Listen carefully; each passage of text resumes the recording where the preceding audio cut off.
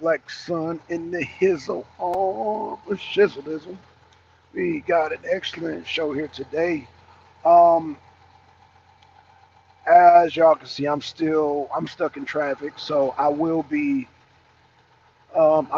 We still having a show. It's just got to get to the house. Got to get to the house, y'all. And I haven't even cracked getting the 20, so I'm in the process. I wonder if I can turn my camera around. Y'all can see all this damn traffic.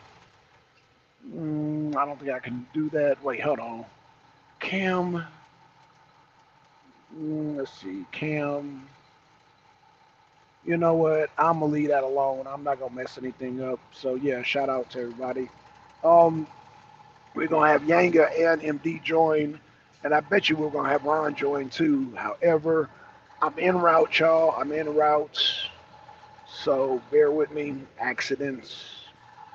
Accident on 20. They're doing construction and people are driving fast, and more than likely, man, we keep having accidents because people don't know how to slow down. So here we are. Here we are. I think I'm about to pass the accident now. So I'm gonna have to get over in my left lane here.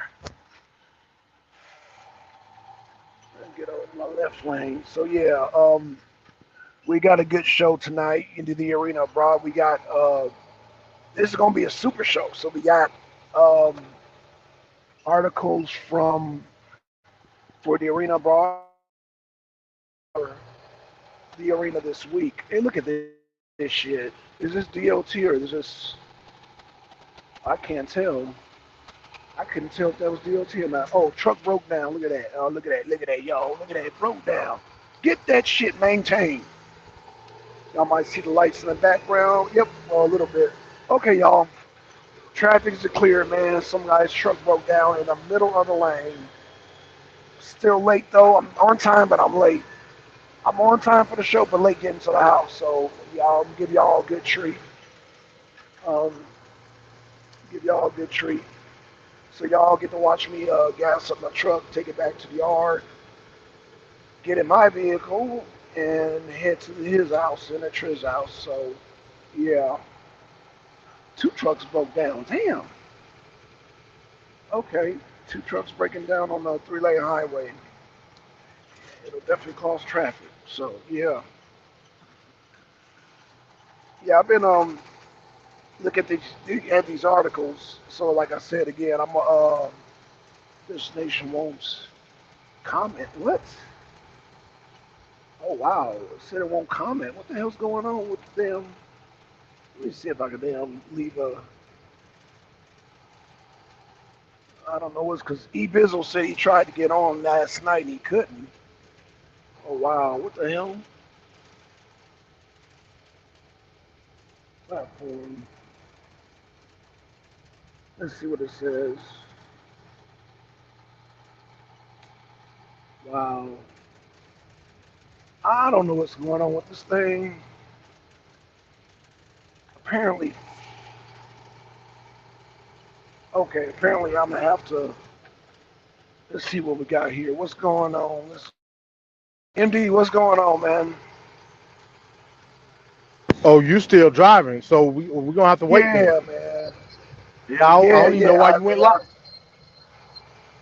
Well, I went live because it was scheduled and I couldn't reschedule it, man. Apparently, I don't know what's going on with this StreamYard, so Well, I'm gonna go I back. mean, you still could have waited. Like I'm I would have put far a away from the notification or house. something out. Oh, okay, okay. Well, next time I know, cause yeah, I'm on 20 now, but yeah, but okay. So what we could do, we could shut this down. I can reschedule the show, and Well, I mean, if that's the case, man, we might as well hold off because, like I said, Biden's speech at 8. So if you just want to start off with that, okay, okay, that'll work. That'll work. Yeah, yeah. We'll definitely live stream that then, cause yeah, we definitely want to see what the hell this money's going to. Man, these people driving crazy out here, man. Jesus fucking Christ. If you don't get on the highway, get on the that's highway. cool. That'll work. Okay, okay, cool deal. Okay. So you still driving too, huh? No, I'm parked. Oh, you I'm okay, parked. okay, tempo. Okay, well, I got another 20 minutes, man. So yeah, like I said, I just got off 20, and I still ain't made it to the gas station. So I'll do that. Yeah, and I'll yeah, 8 o'clock. Okay, that's cool. I'll be home by then. I'll be home and all ready to go. That'll work. That'll work. Shout out to Okay, everybody that cool. came through. Yeah, yep. Uh, I guess since it'll be so late, I mean, I guess we can just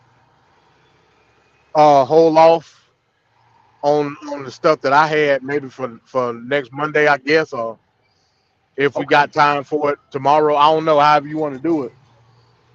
But I I mean, wanted, if you got like I time, said, I wanted to talk about, huh? I mean, if you got time tomorrow, tomorrow's Friday, so Friday is a good day. I mean, I normally don't have anything planned out for Friday. We could do a super show on Friday. I think Friday's a good Yeah, day. Yeah. it like I said, it all depends, man. If not, we'll just hold off. I guess I could do it Monday, maybe, But okay, okay, and then whenever you want to do well, shit, I guess yeah, we could do super show then. Like it shouldn't be no problem. okay. I ain't got no problem with it, man. Like I said, these are some fire articles, especially the arena this week, man. There's so much going on in our country. You know what I'm saying? I mean, there's a lot going on internationally, but just with Sidney Powell, with Jim Jordan, hell, shit.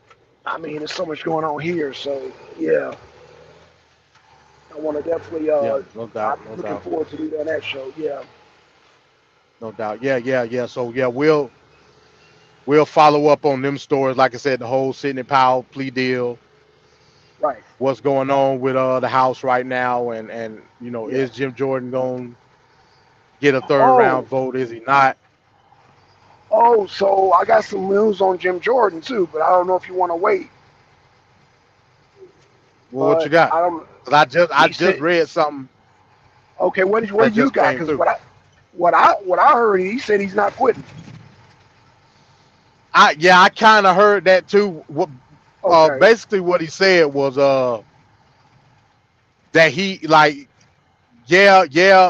he still want to fight for the speakership, but he wanted to stay off until we can get something done with McHenry and Okay. expand his power. So he with expanding McHenry power, Yeah, yeah, yeah. but he He with al- it. but he also want to have a permanent position in place. So with that being said, if people still want to have him as a nomination, he's still willing to go for it. Right, That's what I right, heard. right. But like Okay, I so I got said, the same information. good Yeah. luck with that, because I don't think it's Right, gonna right. happen. Okay, well, I mean, you did call it, so I mean, I know it's tiring to keep going through these votes and shit. Man, the way I would set up, just the people who didn't vote for him, I would just have them take their votes first. You know what I'm saying? And Well, then if they well, don't well, get, it got to go through alphabetical order. oh right, right, yeah, yeah, I understand that, but they might want to adjust some rules there because hell, you shouldn't have to sit through a whole thing when you're knowing these same people are gonna vote the same way every time. Uh, Why not you just said go through? you said adjust some rules. Yeah, like yo, like why Rule. should we? How the fuck you gonna overrule the Constitution, Defense. Man? Keep the defendant silent. Oh, okay. Oh shit. Oh Damn, he shit. said adjust some rules. Right. Oh shit. I took Ron up off a mistake. Oh shit. There we go, Ron. What's going on, Ron? I know you got some things to say tonight. And what's good with y'all, man? Man, shit. You, brother, you shit. I Black. know, I know you smiling ear to ear right now. I already know you think you got some news in Sidney Powell, Yeah, boy. But I ain't got yeah. none. What's going Oh, on? What did happen out here? oh, you know what happened? In the Let's not political pretend. streets, man. What did happen? Who No, you flipping? smiling ear to Who ear, but flipping? I'm a beat you over the head. You don't even know it. Who flipping? Who flipping? Ain't nobody. Hey, Not the person who said it was Colombian Hugo Chavez involved in the election. Not that okay, person. Oh, yeah. Sidney Powell, yeah, that's the other, yeah. that ain't no flipping. That's not no flipping.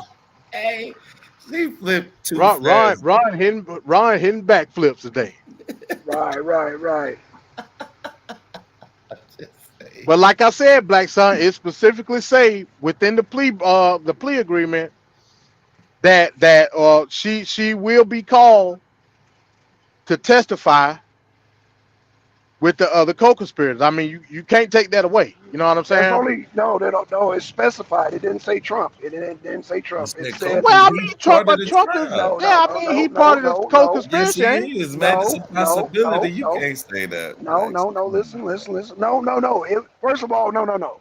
She The definitely plea going deal. against Rudy. The plea deal did not say anything about Trump. It didn't say That's But a nothing it say about fact. it say any of the co-conspirators. It say No. yeah. Right. that's the word that he The used. co-conspirator in the Cook County case. They only got one No, person. Watch Yes. Cook County. no. He talking about Coffee County. Oh, Coffee County. I'm sorry, Coffee County. Yeah, No, bro. that's what it No. said. It's not. Yeah, that's a It's not. Fulton County case though. The one that Do I need to pull up the article, y'all? Do I need to pull up please, the article? please do. Please. I Okay. got the indictment. I mean, not the indictment. I got the plea agreement. Okay. Read read exactly what it said because it's not part of Well, I mean, we'll Trump is have to not part pull of it the up. deal. You know that's We can something we'll read it. do We'll when take we your have word the for it. show. Okay. Well, all right. I Cause can't pull it up just when we can pull it up. yeah. Yeah, we'll read it right there. Okay. Yeah, it don't say no. It don't say Trump. It just No, say I don't. co-conspirator. Right. And the co-conspirators, what's her name? That other girl from No. Coffee So you County. saying Trump is not indicted with her? No. What? The plea. This what happened, and they explained it when she played out. That took her out of the RICO case. It took her out. Hmm.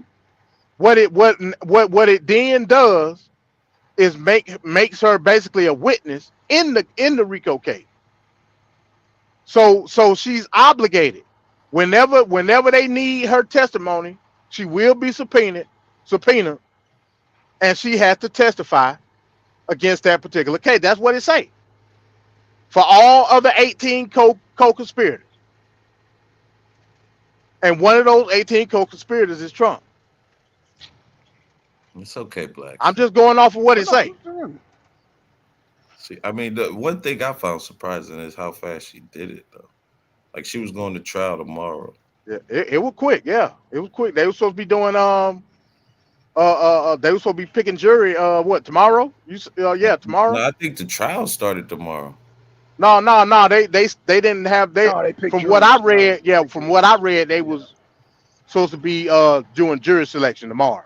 Yeah, they Oh, were on strike jury And she pool could and have shit. went. She could have went to trial as early as next week. So I'm gonna tell y'all what actually happened, okay? you don't have Because to. We seen the reports. Okay, so you know in the report, then so you already know it's all misdemeanors too, right? She pleaded down to misdemeanors. That's what usually happens when you cooperate with the prosecutors, right? You get lesser charges. She was But facing but but felony. but either way, it identifies guilt. Either way. You know what the funny thing? I think that's why she overcharged them, so she could get them on the misdemeanors too. It seemed like she overcharged a few folks. So Ron. So what you're saying is she playing Game of Thrones basically, and she trying to isolate all the co-defendants to get what Sidney Powell did today to ultimately go As for the many as king, she which is can. Trump. Yeah, I think so. You heard it first from Ron, Black Son. Hey, can How else? somebody? How else could she operate it though? She gonna have to operate it like that because you know what I'm saying. Like it ain't like nobody else gonna believe her but the people who was there. You know, especially his Um, crowd, and then they're gonna be like they flipping, he flipping on Trump. But at some point you'll be like, well, damn, they was there with him. So you know what I'm saying. It's the long game. If I get everybody to flip, then you know what I'm saying. How can you say? You know what I'm there you go. saying? Yeah, yeah. Pulling Nina, this bigger than Donald Trump. If I'm going down, I'm taking everybody down with me. Trump got to. Raheem Akbar. He's the real leader of the CMB. Yeah, you ain't lying, man. You are not lying. You are What you not. was finna say, Black Son? No, I'm telling Yang, I dropped the link, so I don't know Oh, if he's Yang. able to hop Oh, on. shout Yeah, out to yeah, Yang. yeah. Yeah, Yang is in the, he said drop the link. Yeah, some of these, I'm going to have to drop the link, but I don't know if he might be having trouble because I know E. Bizzle said he was having trouble yesterday. He couldn't get him get on. So hopefully, hey Yang, if you can see that, man, let me know if you can get hit the link or not. Try to hit the link on my page on the or MD's page, man, because I don't know what's going on with. Yeah. It's up there 5 times. I know, but yeah, E. Bizzle, he said he couldn't. It kept kicking him off, so I don't know what's going on with that. Oh Yeah. shit, gas station's about to But damn close. that's an interesting strategy though, Ron. I mean, I guess I ain't think of it that way. Yeah. But I can see Fannie Willis doing something like that. I mean, you know what? I guess the reason why I thought like that because I was into the mafia, used to watch them, and that's how they did with the Rico cases. They would get people to flip inside. You know what I'm saying? Like prime example is Gotti and Sammy the Bull. You know what I mean? So that's Right, how. right, I right. mean, that's what when I thought of it, that's kind of how I had to. That's what I was thinking. That's what she was thinking, I guess. Yeah. Cause ultimately now, cause one of them charges that she got was like and me and Black Son was talking about this earlier. It was like obstruction or something. And then she got tampering. I can see Fannie Willis doing something like It was like tampering with something, and that's to the voting machine. into the mafia. But she got with Texas. Like, I gotta look at how the they did thing. with the Rico cases. They would get people to flip inside. You know what I'm Yeah. saying? Prime You example. got a echo Sammy the Bull. Daniel. You might have your I got a That's Yeko. how. Oh yeah, I got Yeah. it. I got too much going. Let me hit that. Or you got the feedback in the background.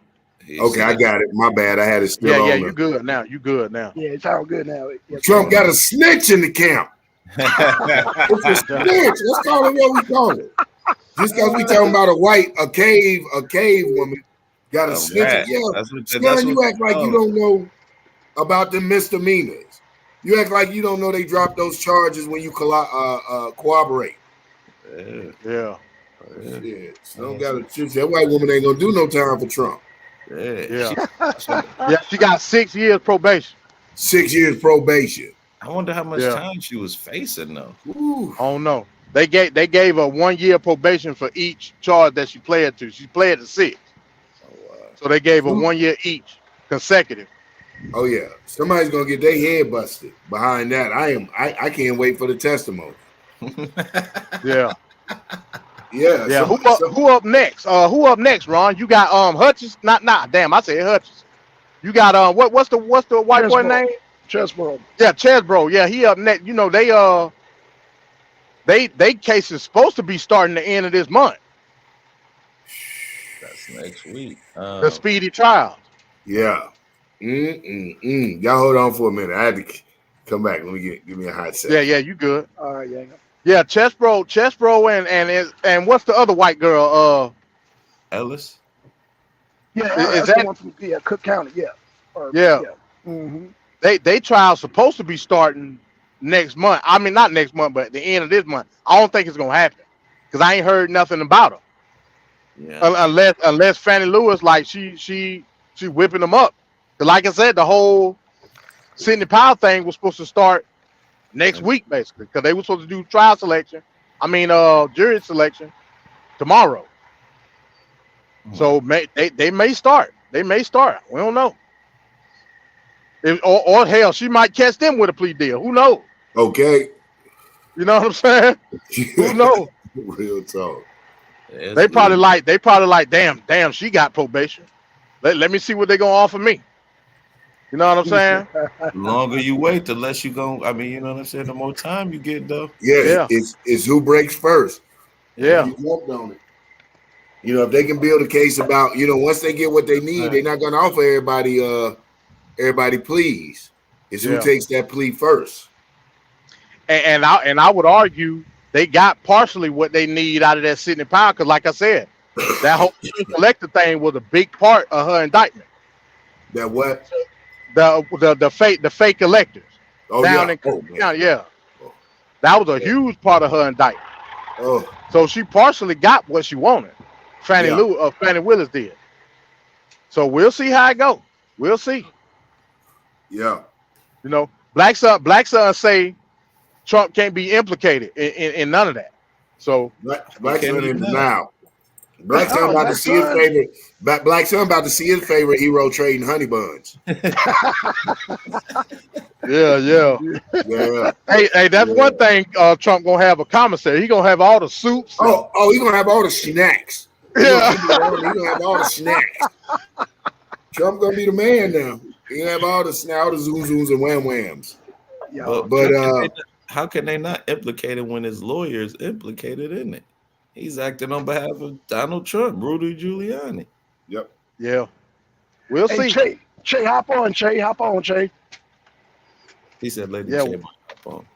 Oh, yeah, we'll see. Because like I said, if they can get Sidney Powell to say the right thing, especially when it comes to them fake electors and them damn voting machines, if she say in any way, shape, or form that Trump told her to do it, It's a wrap. it's gonna be a bad look. It's But a see, wrap. I don't know if y'all remember when he when he first lost the. Well, I won't say first, but him and Sidney Powell and Mike Lindell, and it was somebody else. I think it was like a rich billionaire. They all had a meeting at the White House. Y'all remember that? Like, and they was trying to. I think Mike Lindell had a plan or some shit like that. I can't remember. I'm gonna try and find it. Look that. Man, Trump been trying this whole. Trump has made a mockery. It was in that 60 Minutes interview. Yeah. Man, Go ahead, gang. Trump has made a mockery of the presidency of that office since the time he's been in it. From the time that he hired, what was his name, Bannon, that was a publicist or an editor for a white supremacist, owned a white supremacist newspaper, Right. to the comments of grabbing women by the pussy, to letting people read classified information. Trump has made a mockery of the whole office from the time he's been in there. He hadn't taken that shit serious. You know what? I thought he would. I knew he would. He had a chance when he got past that grabbing by the pussy. I said, man, this dude might win. Absolutely. Trump there's no way Trump nobody is else the can result. say that and still be the president. The candidate. Trump is the result of Americans. A couple things in America. One, our political ignorance, and two, our frustration with the current state of politics. We're tired of old white men, Uncle Tom handkerchief head Negroes, and the same gambit that run for office, pushing the same agenda just in a different language. I think Trump was a big fat fuck you to American politics, like the Terminator was the California politics. I think people get tired of the politics and just vote ridiculously. Just put the most obscure, abstract, just like a big fat fuck you to the American political system. I honestly believe that. See that? I could definitely see that. Well, I mean, Yanga, some people might argue that that's exactly what American politics needed. Yeah. I mean, Trump had it, but there's no. If I'm being realistic, there's no presidency that hasn't had its good moments. We just have to weigh the outcome. We have to weigh it with longevity, cause and effect, and everything that goes into weighing it properly. Hell, I'm a child I was raised in the 80s, and Ronald Reagan even had its good effects. Reaganomics even had a certain effect. So, we have to wait to see what's cracking. Oh, you about to give Ron a heart attack there, Yanga? Yeah. I don't know about Reagan was. Man, Reagan had its effect. Reagan boosted the black economy inadvertently. You seen Snowfall, but it depends who you ask. Yeah, but I'm saying that was even that was only a select few, and look at the ravage that it did to the masses of us, man. So and then we didn't really do anything with it. Right. Buildings and nothing like that. They ain't do like the mob clean that money up, and Right. None of that. Well, I would disagree. Yeah, now I would. some people did do businesses though. Yeah, that's what I'm some saying. did. Yeah, I would argue yeah, Reagan pushed yeah, the ideology of black individualism probably more than anybody. yeah. But Sure did. with the exception, well, I ain't gonna say the exception. With a major inadvertent effect of the crack epidemic. You know what I'm saying? But yeah, he pushed the So I crack mean, you epidemic at know, the same time, though. That's what I'm saying. so The I Iran guess you can look at Contra it as affair we went in one step itself, forward, man. took two step back Yeah, I'm That's saying socially. that. You know what I'm saying? Yeah, that's what I mean by. But I hold the same. I I get what you haven't mean. thoroughly. I'm sorry. Go ahead, conscious. No, I'm sorry. I was saying I get what MD was saying. Yeah, see, I haven't thoroughly examined everything with Trump. So what will the effects be? That's why I said it depends who you ask. You know, it really depends who you ask on certain administrations. Like to me, you know, Carter was a great president, but depending who you ask, if you guys, some of you guys too young to remember Jimmy Carter.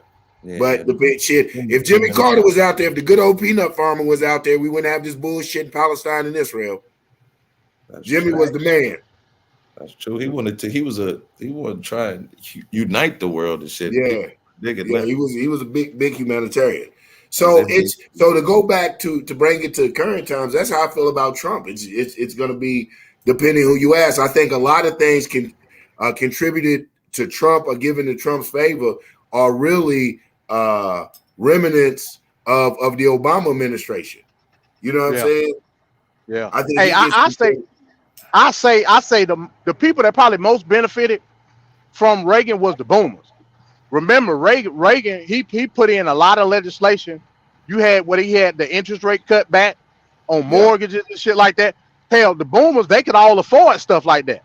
Yeah. You know yeah what I'm saying? But you know you had a whole other generation that came up with smoking crack, and you know what I'm saying? that Doing was all stuff. he killed two birds with one stone. You know what I'm saying? Eliminate the black community and fund the Contra rebels, overthrow a democracy. Yeah. You know what I'm saying? He was a devil. He was. Hey, Ron, let me get your take. What you think about 018, the 018 insurrection? What you think about that? Mm. The what now? You said the what? So you know Marjorie Taylor Greene said it was an insurrection yesterday at the Capitol. Oh, the Palestinians. sit-in, the Yeah, protest. it was an insurrection, man.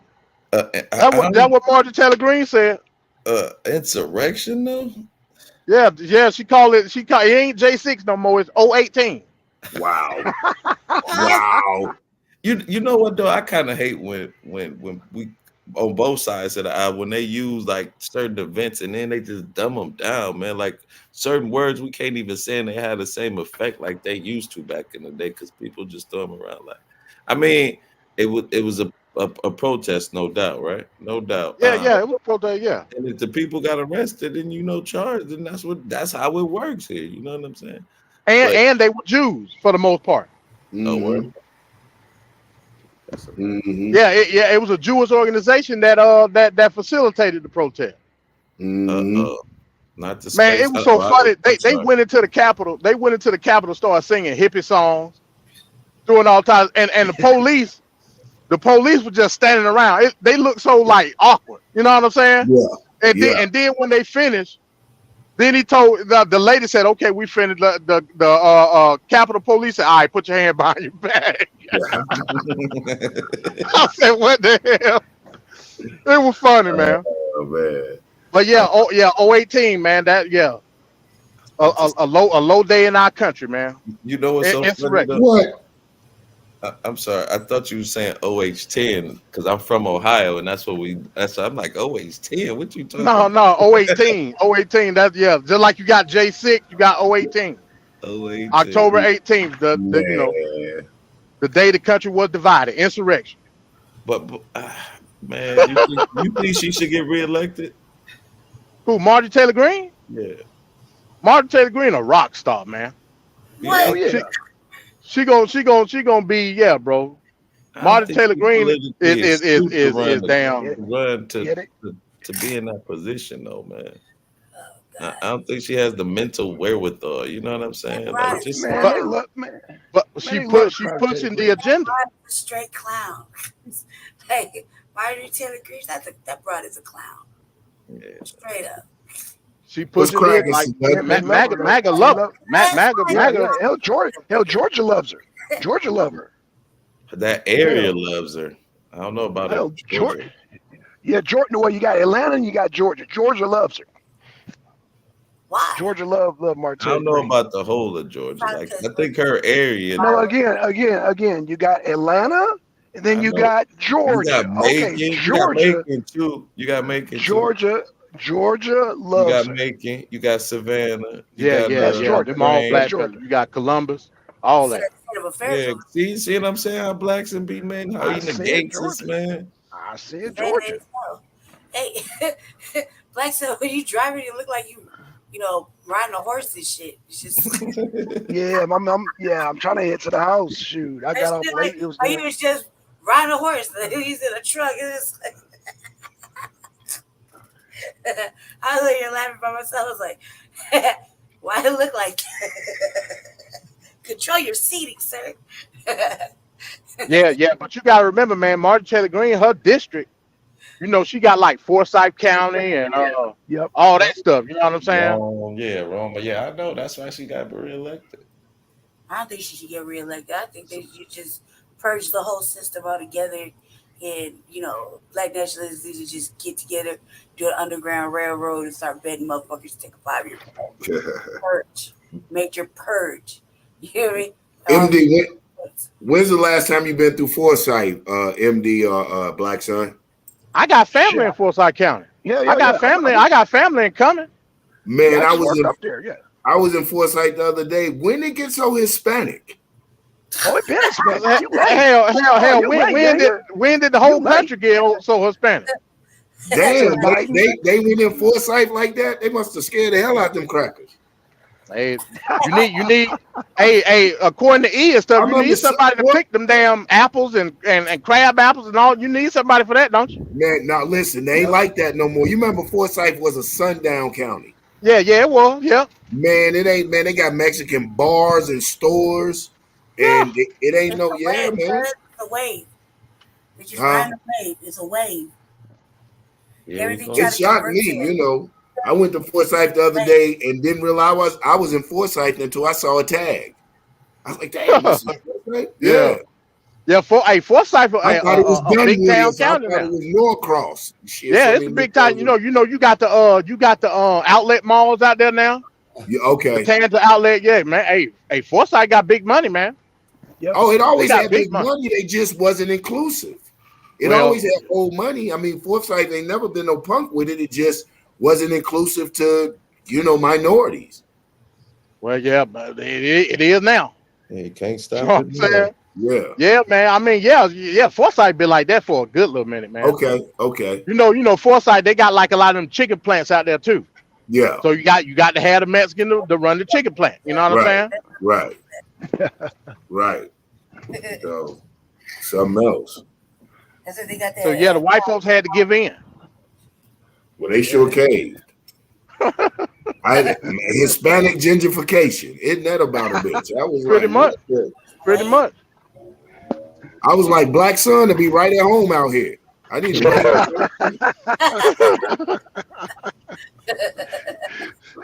Yeah. They say you make baby California. Damn. Hell, MD more Mexican than I am. Shit. It wouldn't surprise me. Yeah, I live in Shit. Mexico. So hell, I'm in Mexico right now. Okay. Okay. Man. What about, let's talk about, and I need seduction, maybe you can look it up. Let me look it up. Let's talk about this racist cracker and Islamophobia so bad that I know a 6-year-old Palestinian American boy, this happened here in America, was killed. I don't know if his mother died. Y'all want to talk about that? No, she survived. She survived it? Yeah. Yeah, but what And I lay partial blame, if not 60 to 70% of blame, on the government with that whole, remember we had the day of jihad with the whole extra added security, their play on Islamophobia and just the outright hatred of Muslims that leads like to that. This shit happened, and then the media didn't really help things that much. And Yeah. so when the landlord go ahead and do this cowardice shit, he wasn't acting like this when What's the before story, seduction? Give us the whole story. he stabbed the kid like 27 times. You know Oh, what I he mean? stabbed him. It went. Give us He the whole killed story. him. He What killed was him he like over there? Do you know the whole background and everything leading no, up to the event? he just wild out. He just wild out and fucking shanked the kid I'm gonna look like that up. 27 Yeah, fucking times. yeah. What the story said that he was watching the news and the old decrepit crowd. 'Cause I don't know, he just blacked out. Yeah, he just And they blacked said out. they say he knocked on the door, and the mama opened up the door and he stabbed the mama in the face. Mm-hmm. Damn. And I guess you said, why did you do that or whatever? And according to the report, he said that all Muslims must die. Yep. And the little boy was trying to, the little boy came to the door. He didn't know what was going on. The Yep. little boy came to the door, and that's when he started stabbing. The little boy stabbed him like 20 some times. Yep. He killed the little boy, and I'm like, you cowardice motherfucker! Like you weren't acting like this before you watched the news. All that time you've been their landlord, you would say hi, you was polite. The family never caused you no problems. All of a sudden, you just gonna go shake the mama and then shake the boy 27 fucking times. He just a baby. What do you do? He didn't do I nothing spoke wrong. on this though. I mean, He this didn't is do what nothing wrong. America does. This is how they keep us in control with divide and conquer, And with the this ain't gonna be the phobias and the first time. prejudices towards the poor masses or the lower class. You know what I'm saying? So and a devil, and then too, a devil is a devil anyway. Anything triggers a devil. If you flash the Right. lights too much, you know Well, what I'm well, I saying? mean, I mean, it's initially going to be a state of chaos on both sides. Cause check this out, like in retaliation to that vicious act, all the way across into Central Europe in Brussels, in direct retaliation, you had the man that killed the two Swedish people in Brussels. You heard about that? No, I didn't hear about And, that. and he killed them two Everybody. people. He left a note, and it was in direct retaliation to what happened in Chicago. So this gonna be an ongoing thing. So Yeah, y'all might as well just get ready for it.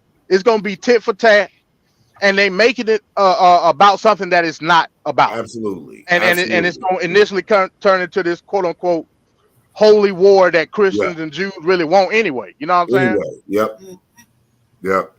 that's I the just thing. straight When and really it's about oppression versus the oppressor. at the end of the day. And what we're looking at is human rights violations, war crimes. I Major war mean, crime. up the gazoo. I was trying to compile a list. You know, penalizing civilians, the cutting off the water, the food, the medical supplies is a war crime. I forget what it's called, intentionalism or Mm, something like that. So I'm compiling a list, and America is standing by. I exercise right now. I exercise my 1A, my First Amendment right, the protection of First Amendment of freedom of speech, to disavow and condemn Biden and his cabinet and his whole presidency mm-hmm. in America for the support of Israel, for standing by, watching war crimes, and even contributing to the lies and Thank propaganda, Palestinian propaganda, man. I have to, as a conscious citizen, as a black man, as a human being, whom taxes are extracted and monies go to send more supplies to these people who are already being oppressive, then I have to, as a citizen, exercise that right of free speech to say, man, I disavow that. I separate myself from that spiritually, mentally, physically, in all ways, and condemn America for her acts, and particularly and specifically the Biden administration for the you. Mm-hmm. bullshit that they're pushing to the people and supporting. Thank you for your time. No doubt. Yeah, yeah. Speaking of Biden, we're gonna be streaming Biden at 8. He got a speech at 8 o'clock. So This is what we're I gonna think stream too. that. He's supposed to talk about the aid package. That's the 5-way aid package that he's supposed to be pushing out. My thoughts Okay, on this that's going to as be a good well stream. is that when he made that speech yesterday, I think it was yesterday if I remember correctly. Talking about $100 million or whatever the fuck he said. I was looking at it like this, like, you motherfucker, like, All right. So like this is a real bad look if you look at it all the way around. Like from the outside looking in. This is a real bad look. You got damn near two wars right now going on that you actively funding or sending money to. You can't afford to fucking take care of your fucking people here, in the United States. You keep denying reparations for fucking foundational black Americans all the way around. You won't even fucking acknowledge it or Oh, talk about it. And oh, but then, guess and who? on top of that, Guess who? wait, hold on, brother. Just hold one second. One Okay, second. okay. And then, on top of all of that, you funding not only you funding that, you're allowing legislation for fictional fucking shit like the LGBTQ shit for them to have certain fucking rights and privileges, all still while denying fucking foundational Black Americans fucking the right for anything. There's still a struggle right here. You don't give a fuck about nobody at all. You're not even addressing the main concerns of the fucking United States, but you over there sending money to both fucking areas, and you allowed a fucking like a blind eye to let the motherfucking borders be wide the fuck open to send hundreds of motherfuckers in here invade us, right? The cause we don't know where they come from, whatever. They taking up all the motherfucking resources, so people that live here, the citizens, the motherfuckers that actually live here, can't get the resources they fucking need. And you want to run for president again? Are you fucking kidding me? Stupid. This is all Ron? stupid. And we Ron? got no speaker. Okay, that right there is off top stupid, right? So if I was another country, right, and like And don't forget, he didn't know who LL Cool J was. right, and he called him a There boy. we go. That boy, that Boy. That, boy. that damn boy, look at that boy's arms. Called him a boy. Like if I know that was racist, that motherfucker could barely hold his head up yesterday Man, with a speech. I thought he was gonna nod out right there. You know what I mean? His man. eyes kept closing, he kept stuttering and He almost did a Mitch. He almost did a Mitch McConnell. yeah, he's fucking stupid. He's fucking dumb. I was like, you want to run for office, and yet you don't. There's nobody else that they putting up on the Democratic side to, just in case you give us another Democratic Oh, option but or guess something. what? Go ahead, go Guess ahead. what? Kennedy is talking about reparations. Oh yeah, Mm. yeah, yeah. I'm kind of feeling yeah, I'm feeling Cornell West. I like the third party option, and I like the fucking collapse of the two party system because I kept saying it was gonna happen, and it's gonna happen in our lifetime. We're watching it happen right now. All of It has to the happen. It's give foundational Black Americans, they giving it to everybody and their motherfucking mama repetitively over and over in our face, and they won't even fucking address the fucking money they owe fucking black people. the collapse of a two party system had to happen. I mean, we have to be the laughing stock of the democratic world. If I was What outside, I'd be country? laughing. What other country strictly has a two party system? I mean, if Anyone? I was I need Parliament, to I would do be the laughing all research, but I haven't just off the top of my head. I can't think of one. There's no way that you can tell me all the hopes and desires, the dreams and aspirations of the masses of people are encapsulated in two parties. I refuse to believe that. Here's my question: You, what's up with bricks? Like you would think that we would hear something from bricks about this little situation. You know what I mean? We really haven't heard from bricks really too much in the media. Well, well, I mean, they've been shutting down. So Russia and China, they was in the UN. China was in the UN actually today, trying to push the humanitarian aid funding through what do they call it, UNRWA, UNRWA. But they Yeah. shot it down because they said the United States shot it down because they said the wording wasn't right because they didn't identify that Israel have the right to defend themselves. Who give a damn about Israel? We talking about humanitarian aid to a Right. Right. people. That, but if I was a war, if I was a strategic individual and I was really trying to cause more fucking hurt and harm, I wouldn't. I would attack them motherfucking them 20 motherfucking trucks that they're not allowed to go through.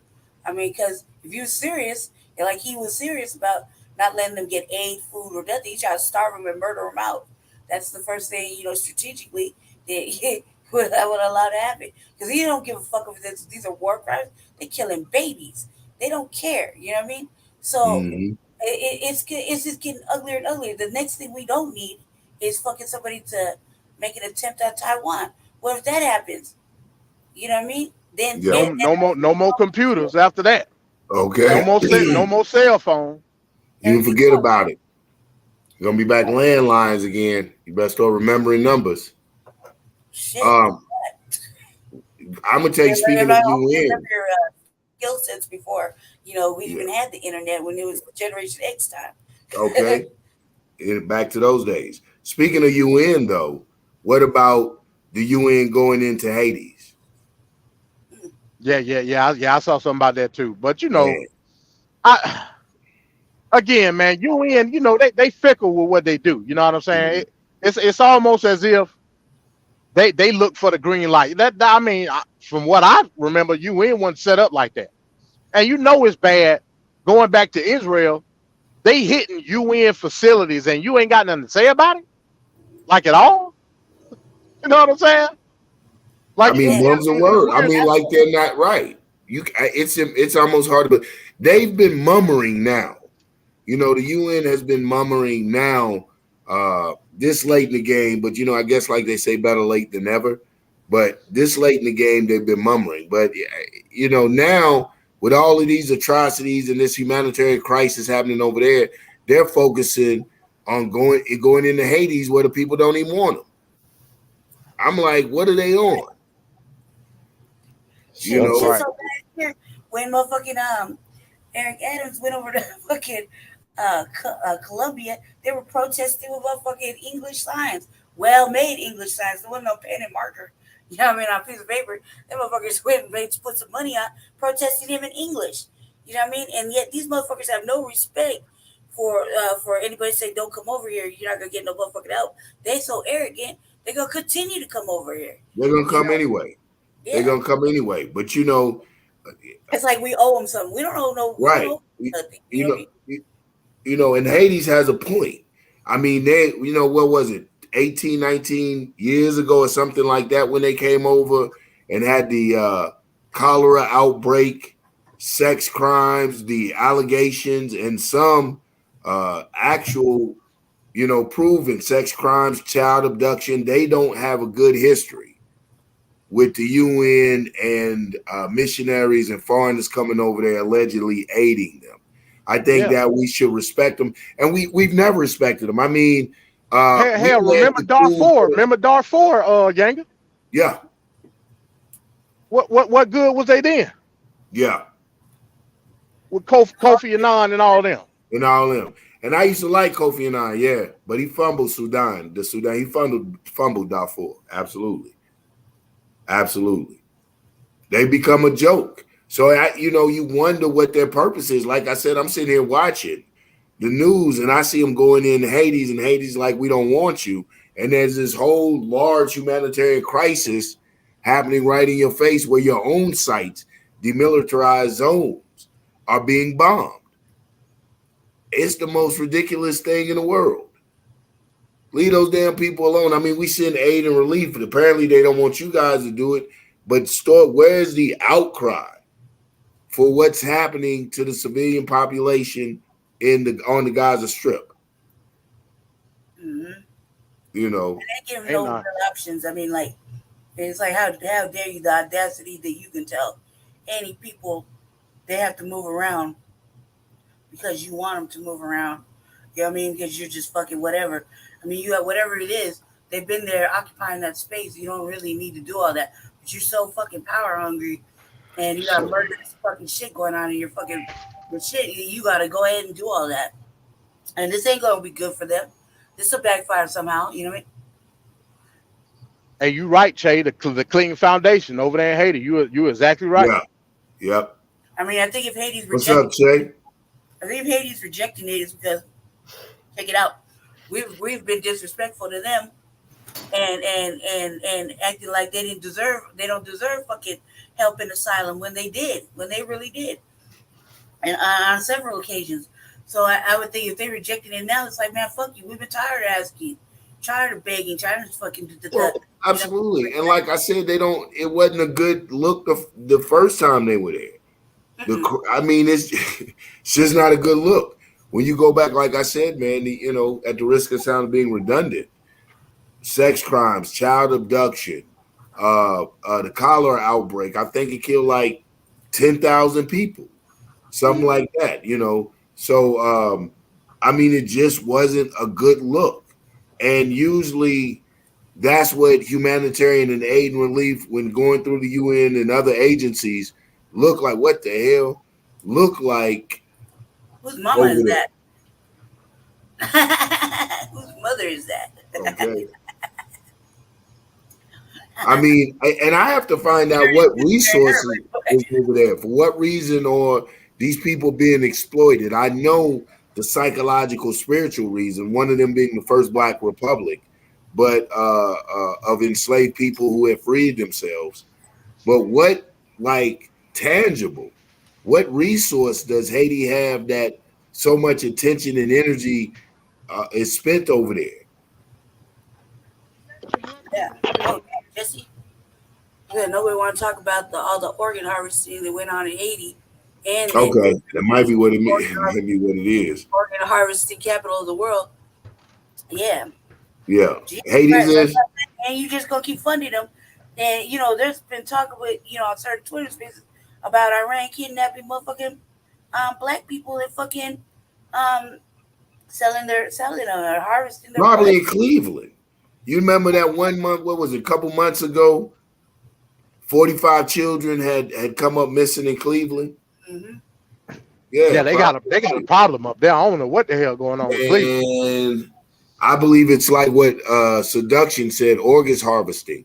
One of the biggest builders in Cleveland now, employers in Cleveland now, is a place called, and now let me be careful because I don't want to get hit with anything libelous, but a place called Cleveland Clinic, which is a medical facility. Yeah, One of the I done been past.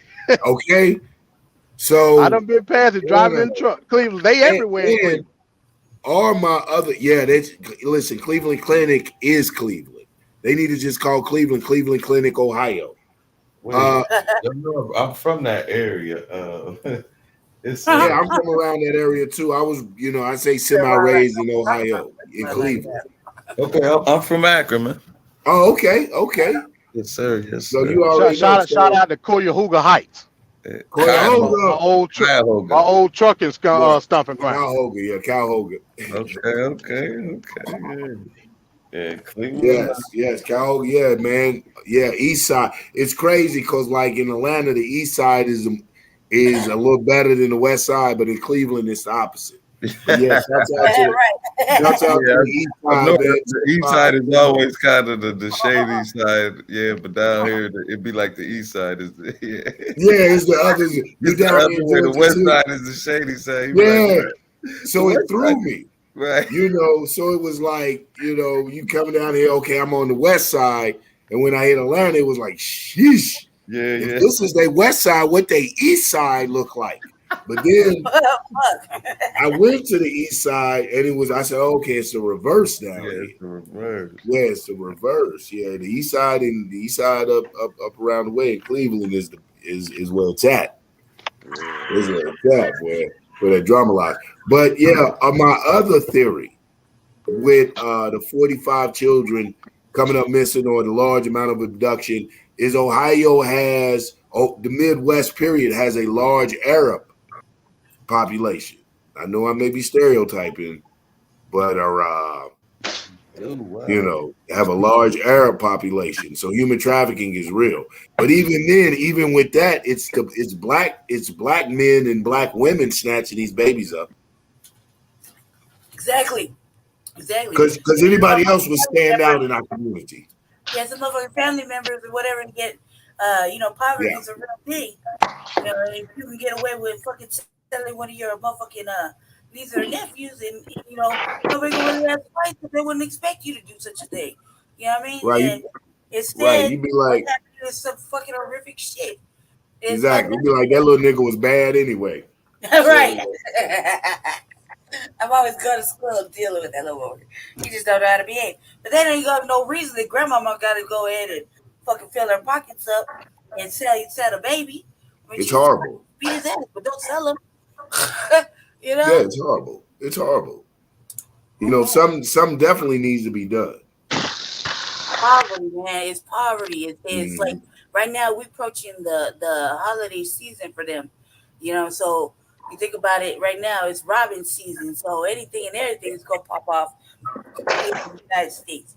Motherfuckers don't want to be having celebrating holidays, can't get their family nothing, so it's robbing season. You seen the uptick in motherfucking Amazon mail piracy? You know what I mean? Box on there, they don't give a fuck. They ain't even covering their face no more. Just snatch Nah. it off the porch. Yeah. Everybody got a camera on their damn stupid ass fucking doorbell. So Yeah. you can't even think about fucking profiling the house or something you want to check out because everybody gonna see you coming fucking between the first three houses. You stupid. It's done right now. They ain't even charging people anymore. Like there's a whole like in our state right now, there's a whole uptick of motherfucking break-ins and car thievery. Motherfuckers just taking high-end cars and ditching them in places for no motherfucking reason. And I'm like, you should probably look into that. There's not a good reason to just ditch a car that you already took to the shop and got your bread for. I mean, what the fuck is everybody doing? You just rode around here for 2 days and you didn't go try to make your little couple of racks real quick. Like, what's wrong with these people? But then Mm. I'm thinking, what's wrong? Something else is really going on that they ditched their vehicle and didn't even try to chop it up. You know what I mean?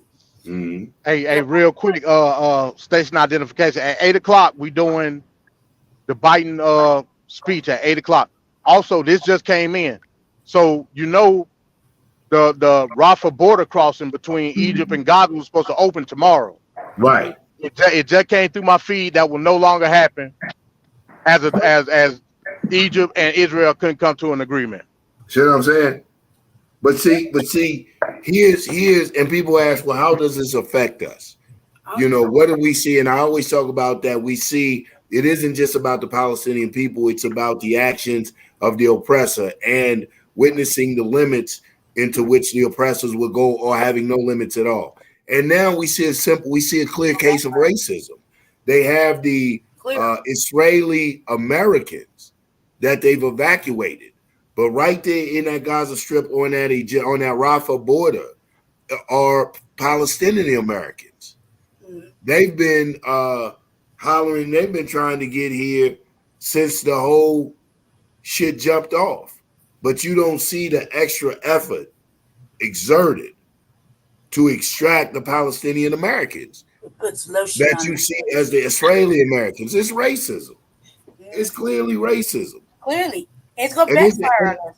right. And this is what and I tell black people this is what we're witnessing. There's a revolutionary saying that says, today my neighbor, tomorrow me.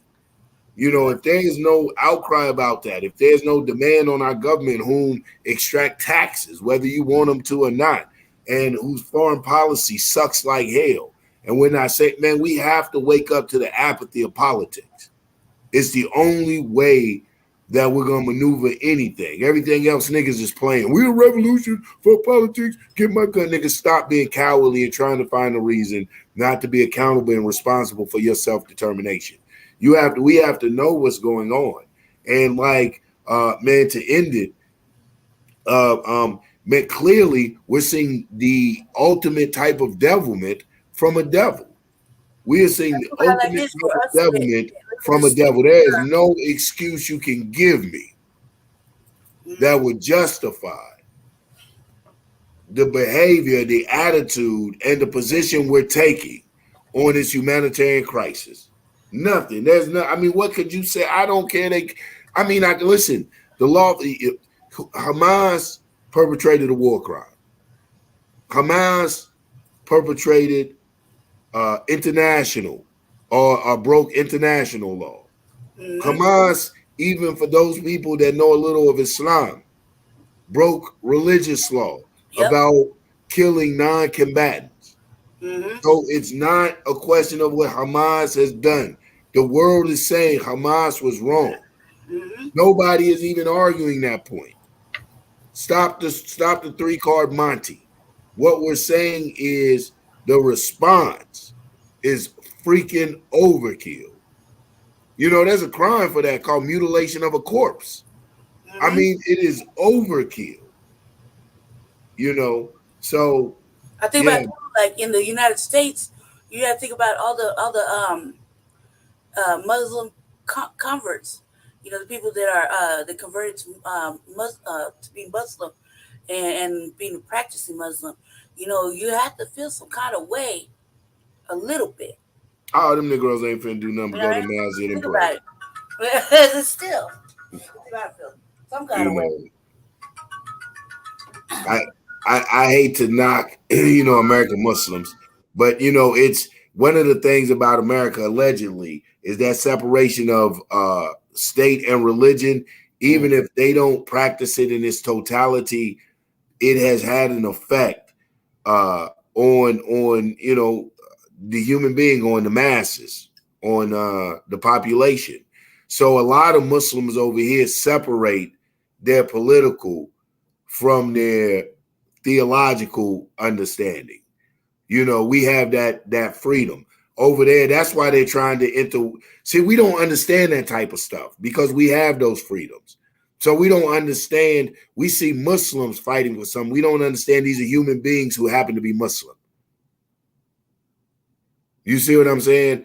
Their Right. social cultural makeup is Islam. It's just their dynamic. It's where they are in the world. It's what their people evolve their society around. So that's their social cultural makeup. But it doesn't take away from them being human beings and their humanity. But America is notorious for doing that type of thing. And one of the reasons is because we are separated from our religions. Our religions, our social cultural makeup can be separated from our political aspirations. And so we don't get it. You know what I'm saying? We'll put it under Islam or his religion or this and that. And that's a human being who is, fighting for their freedom. And they happen to be Muslim, so they holler Allahu Akbar. If they were black, they'd be like, you dirty motherfucker. It's just what you holler. So, we have to be careful, definitely not to fall for the okie doke, for the smoke and mirrors, because that is just a distraction to take away from what's happening. Just like, what was it? The hospital yesterday that killed 500 people. Now they're blaming it on this break off group, Al Jihadi. These niggas have made up some shit, made up a name. Yeah, break off group Al Jihadi's rocket went astray. They need to cut that stuff out. I mean, how dumb? But you can only push that. I wouldn't be riding no wave like that. You know what I mean? Just creating this Man, stuff. Motherfuckers just want to capitalize on all kind of fucking atrocities when they can, and that shit is wrong and all together too. well, you can only push that to a masses of people or to a people who subscribe to that Islamophobia, to that really biting into that whole thing, us versus them mentality. Only they buy that.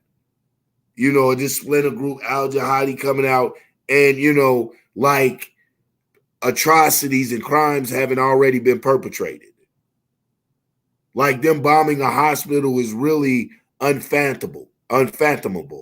Like we really can't conceive that. Oh no, they wouldn't bomb a hospital after 8-9 days of what we're witnessing. Yeah, they are very well capable of bombing a hospital, especially if they think that hospital is treating Hamas. They are hell-bent on revenge. They're bloodthirsty. They are bloodthirsty. And they're trying to sell that to us and get us to lose our humanity and bite into that. I see some Negroes biting into it, hit me on Facebook trying to show me some damn Bible scripture to justify this atrocity. Oh Lord. Yeah. Yeah. Yeah, the Somebody, fact that we're in 2023 and they're still rocking with this nonsense is fucking. It shows a lack of man, non-evolving. You haven't man, these evolved clowns. past that. I mean, come on, man. We still rocking with. We got to go all the way back to biblical thinking. When in fact, we should just not. Let's say, it's sometimes you can't kumbaya with everybody. However, you don't have to go to this extent. Man, You don't have to go to this extent. it's an excuse to just justify wholesale massacre in the name of God. I mean, every religion does it. I was just surprised some sucker tried me with it. The Muslims do it with the Quran.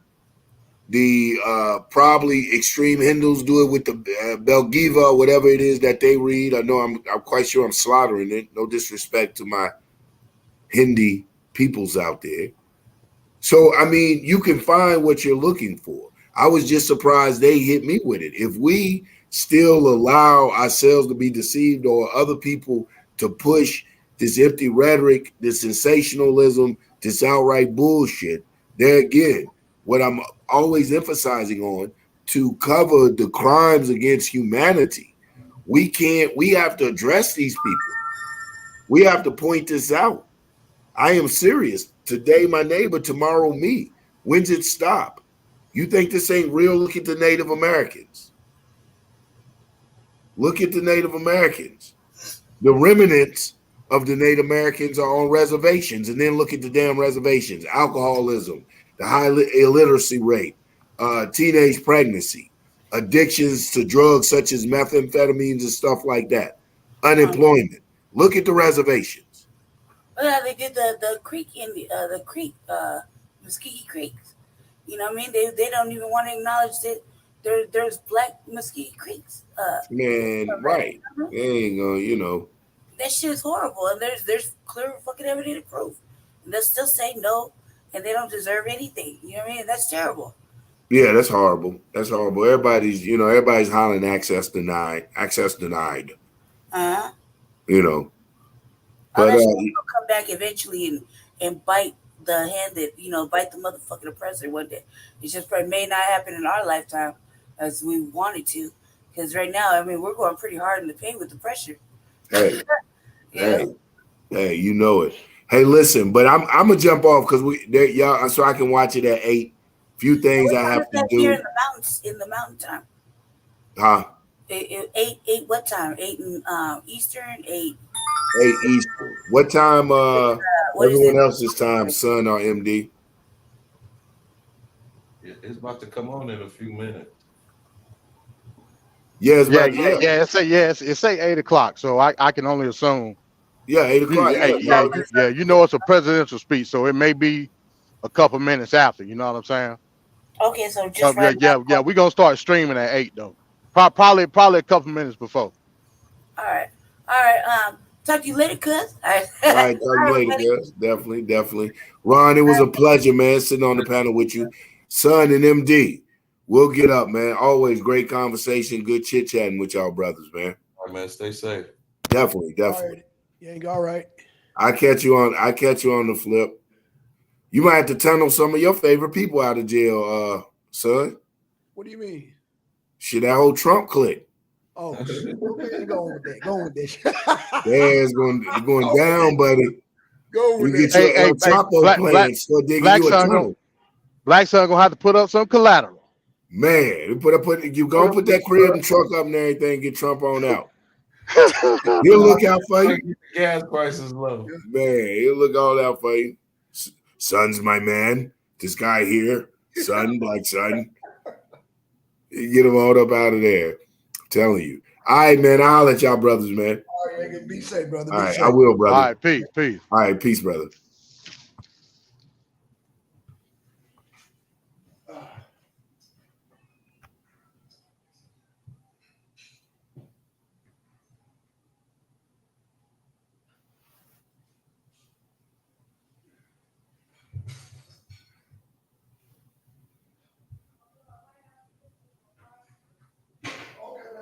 One, two, we still out here?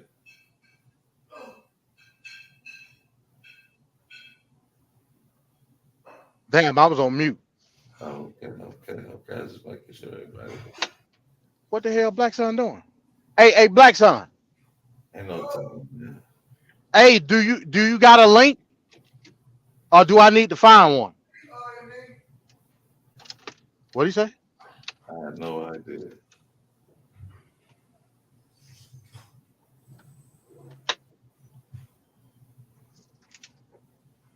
Yeah, let me see if I can.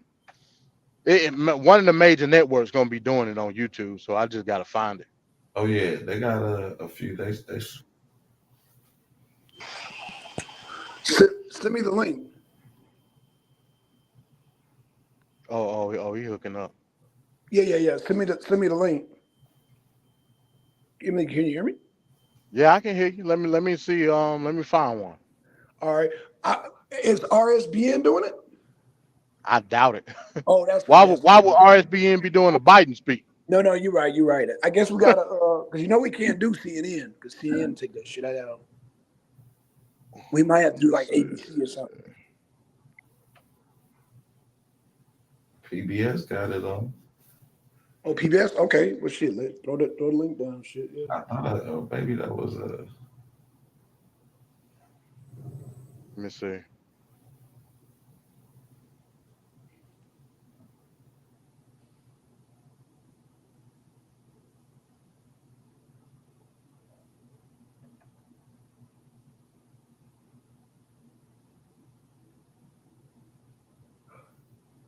I got a PBS link.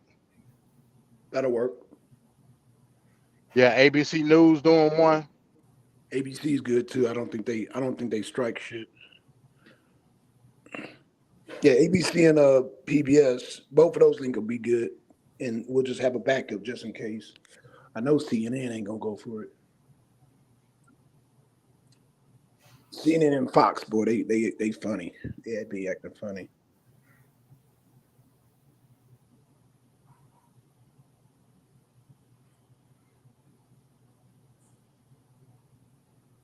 Damn, am I still here? Yeah, yeah, yeah, yeah. I said you heard me. No, I didn't hear that part. No, no, I, I no, just heard. I was saying Trump live in Iowa right now. Oh shit, I'd rather hear that. He said I would rather hear. Yeah, you gonna crack jokes Yeah, on. yeah, hey, yeah. Go to the Trump thing until Biden speak. Okay, hold on. I'm pretty sure that's on RSBN. All right, bet. Let me come upstairs and hit the link. Nah, it ain't on RSB. Oh, it ain't. Damn, let's say he live right now. What about Forbes? Is it on Forbes? Forbes usually do his speeches too. Shit, it might fuck around be old. Yeah, because I don't see no other links talking about Trump. Yeah, it's probably a rebroadcast because they've been doing that a lot, get ratings and shit. All right, let me send you this PBS link Okay, so 10 you'll just have it up. All right, cool.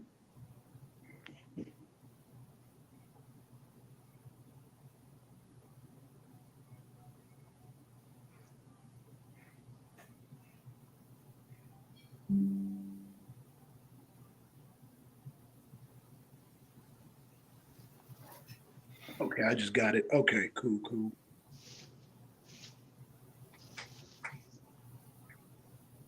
Yeah, it look like they're just playing news right now until he I Okay, guess until they go live and shit. no problem, no problem, no problem. Damn, why is it saying?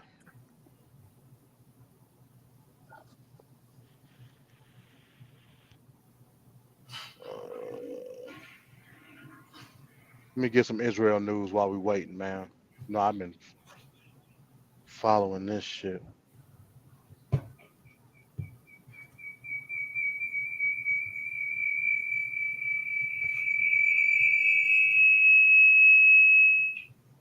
Damn, somebody. Oh, that must be you, Black Son. Yeah, that was me, man. Did you send it? Yeah, I sent you the PBS link. You said you got it. Oh, hold on. I thought you said the private chat. Hold on, I don't see it. No, I sent it in the messenger. No, no, no, no. Oh, Messenger. Okay, okay. My bad. Yeah, yeah. This just coming in. Multiple reports of an explosion or multiple explosions near a U.S. military base Yeah. close to Baghdad airport. Oh This shit. follows similar attacks in Syria, Iraq, and Yemen. Oh yeah. Oh yeah.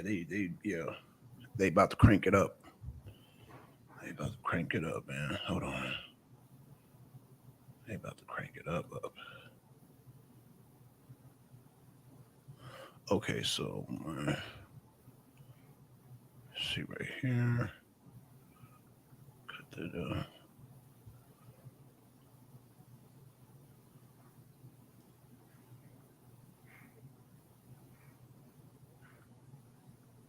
Sure. Okay.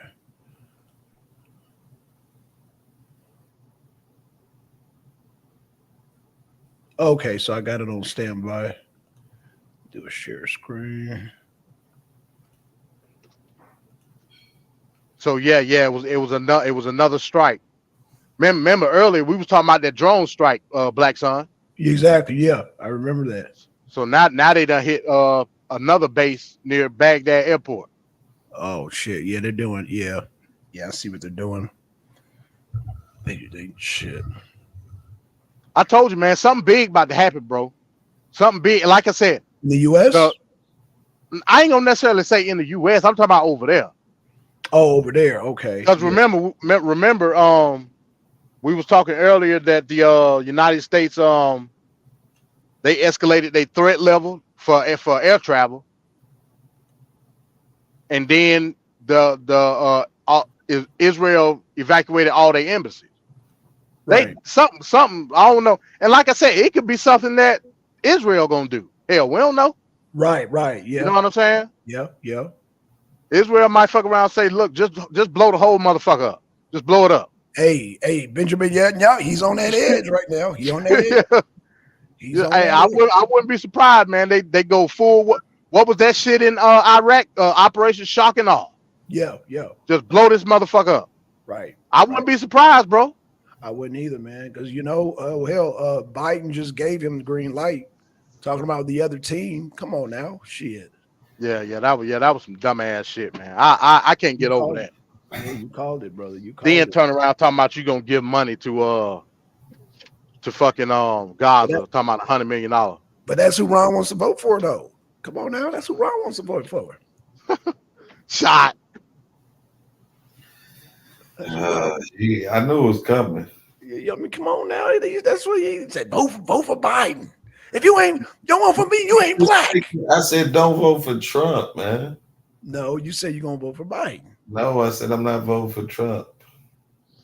Oh, hey, real quick, Black Son. I might get you to play this video real quick. Hold on. Let me get it right now. Tempo. Let me get Ron's thoughts on this. Hold on.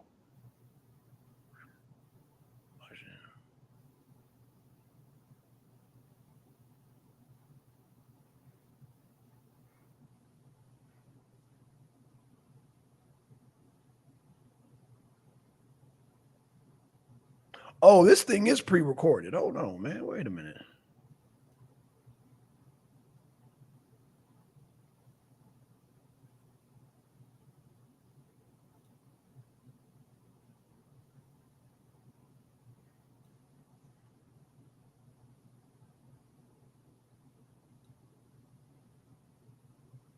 Okay, I'll be right back, y'all.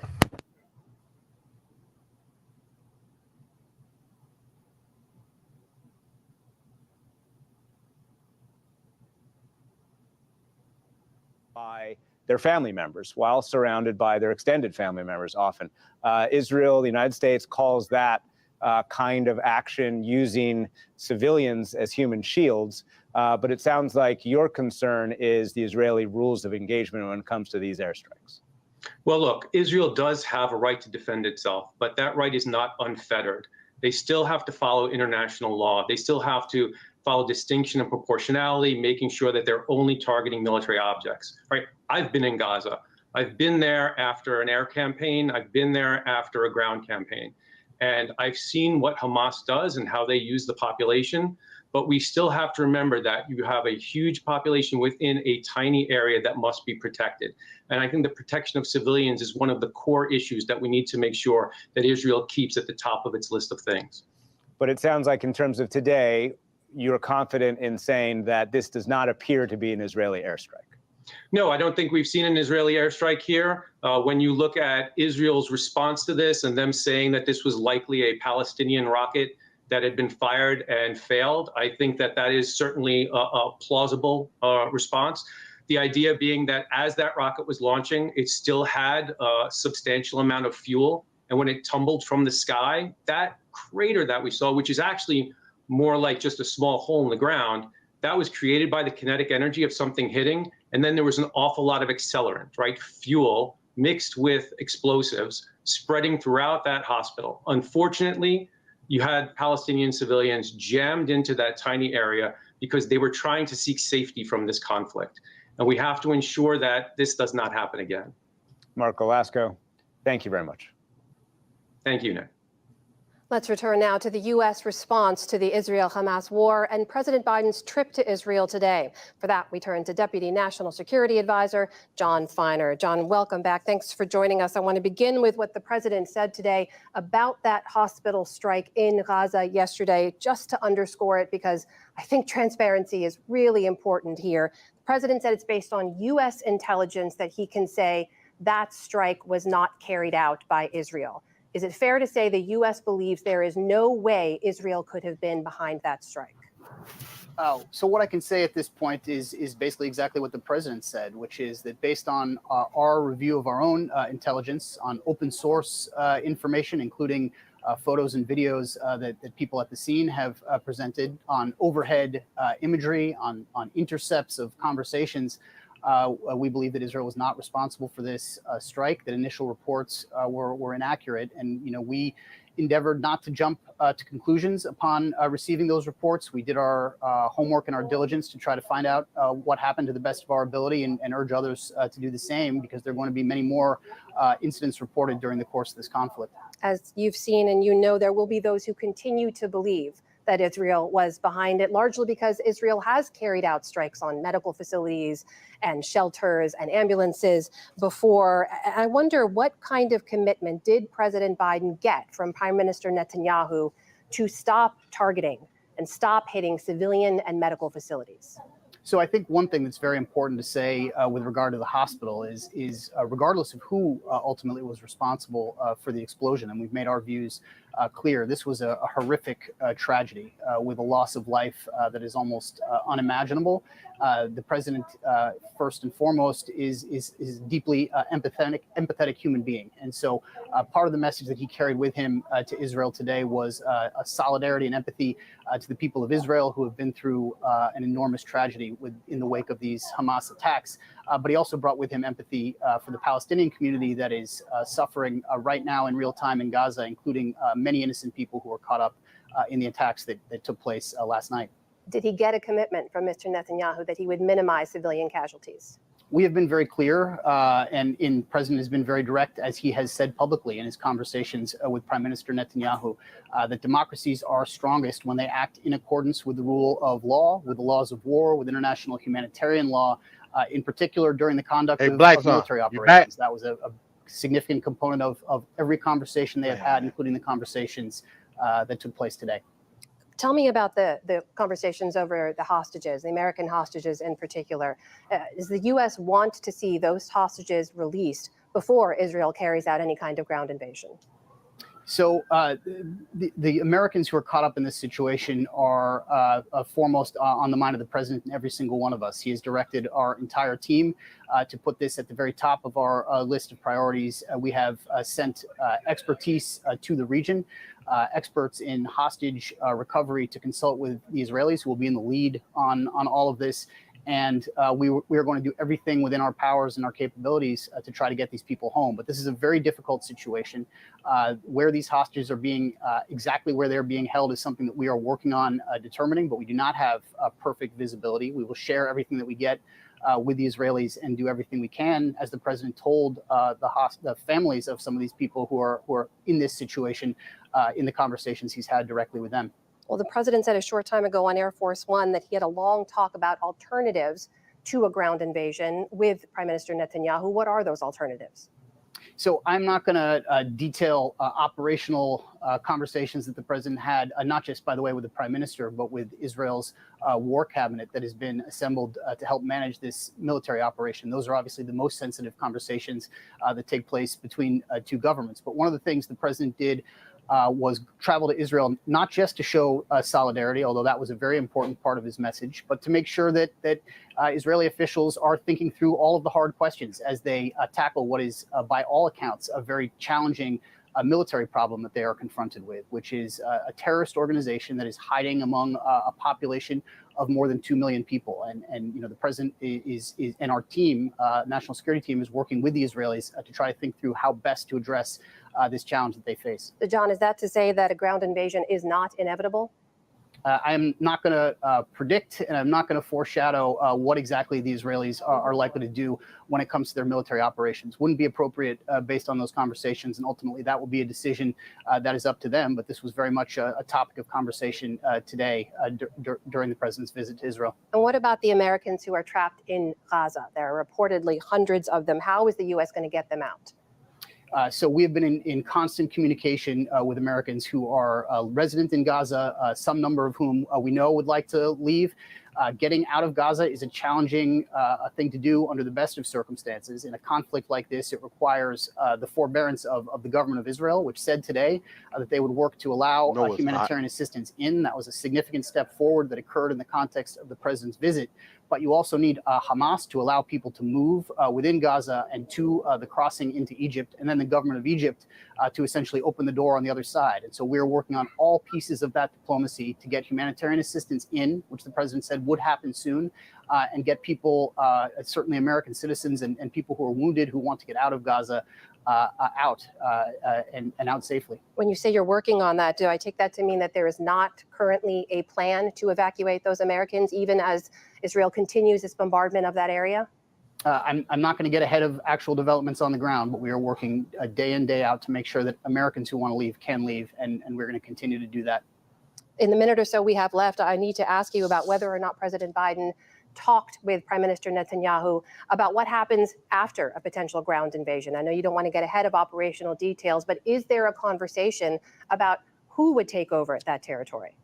So this is a significant challenge and a very difficult problem. It's something that we have done some thinking about inside our government. We know the government of Israel is thinking about it too, something that we will consult with them about, with other countries in the region that will have a stake in the future governance of Gaza. But we have not ourselves arrived at a perfect solution to this challenge, nor do we think that anybody else has. What the Israelis have said is that the status quo ante, the situation that prevailed before these terrorist attacks cannot be restored. They cannot live with that. And so that does leave open the question of what comes on the day after. And we're going to continue to work through that problem with them and with others. That is Deputy National Security Advisor John Feiner joining us tonight. John, thank you. We appreciate your time. Thank you. The West Eastern Divan was founded by the Palestinian author and scholar Edward Said and the Israeli conductor and pianist Daniel Barenboim. The founders said they felt there was an urgent need to look for new ways to address the Israeli-Palestinian conflict, and started with a workshop for young Israeli, Palestinian, and other Arab musicians. It has grown into an internationally recognized orchestra. Here now, an excerpt of that orchestra playing Anton Bruckner's Ninth Symphony, conducted by Maestro Barenboim.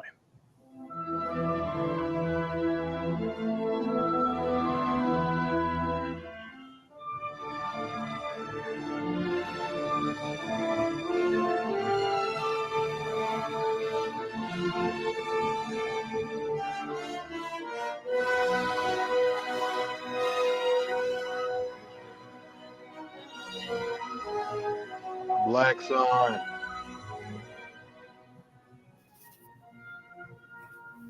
I think we can just take it off though, can't we? Say what? We can just. Oh no. Well, yeah, we could, but he got the link though, don't he? Yeah, he got the link.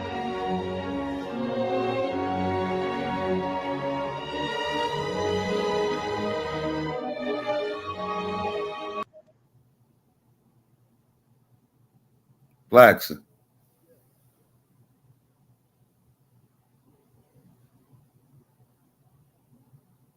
He playing what I want him to play, but I don't hear no damn. What the hell just happened? I don't know what he doing, man. Okay. Oh shit, I was on mute. Yeah. Yeah, hey, I wanted you to play that clip, but be on the lookout. Look on the same screen. What could be over a million? Yeah, start it over. Refugees from Gaza. I think there's something. Start. Hey, look. Hold up. Be taking on the lion's share of the burden to. What's okay? Hey, you still got the other string in the back, right? Yeah, it's in the background. I as soon as you see Biden, just go straight to that. Oh shit. Actually, you know what? Wait a minute, hold up. Are they about to start it?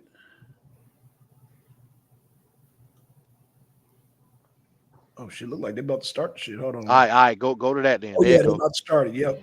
And put it on full screen. News special report, President Biden's address to the nation. I'm Amna Nawaz. And I'm Jeff Bennett. Nearly 2 weeks ago, Hamas terrorists attacked Israel with deadly surprise raids. Israel has responded with unrelenting airstrikes in Gaza. Since then, the violence has escalated and the death toll has mounted, with more than 5,000 killed on both sides. President Biden has just returned from a trip to Israel.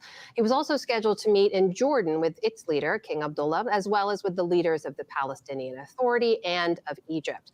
But after an explosion at a hospital in Gaza and conflicting reports of who was to blame, Palestinian officials pointing to the Israelis, U.S. and Israeli officials saying intelligence shows the rocket came from Gaza, that Jordan summit was scuttled. Tonight, President Biden is expected to speak about the U.S. response to this war and the other war that has been a global focus for nearly 2 years, the war in Ukraine. But first, President Biden speaking from the Oval Office.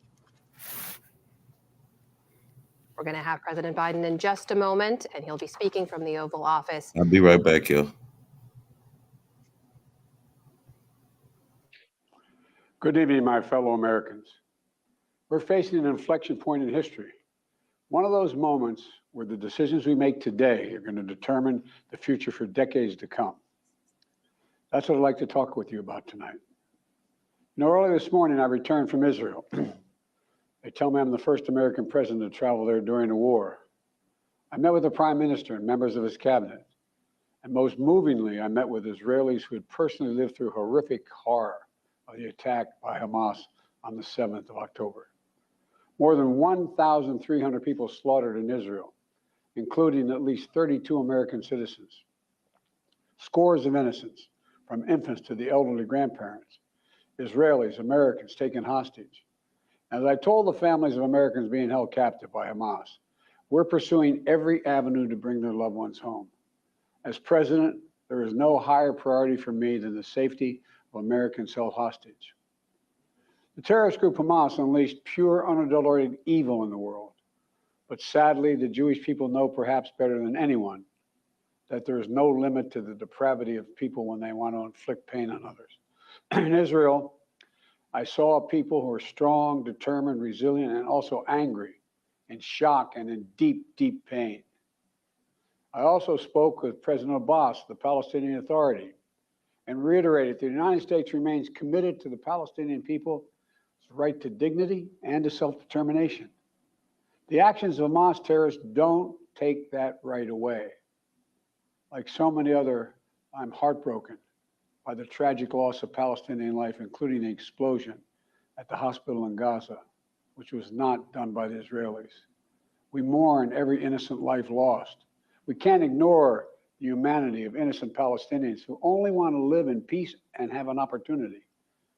You know, the assault on Israel echoes nearly 20 months of war, tragedy, and brutality inflicted on the people of Ukraine, people that were very badly hurt since Putin launched his all-out invasion.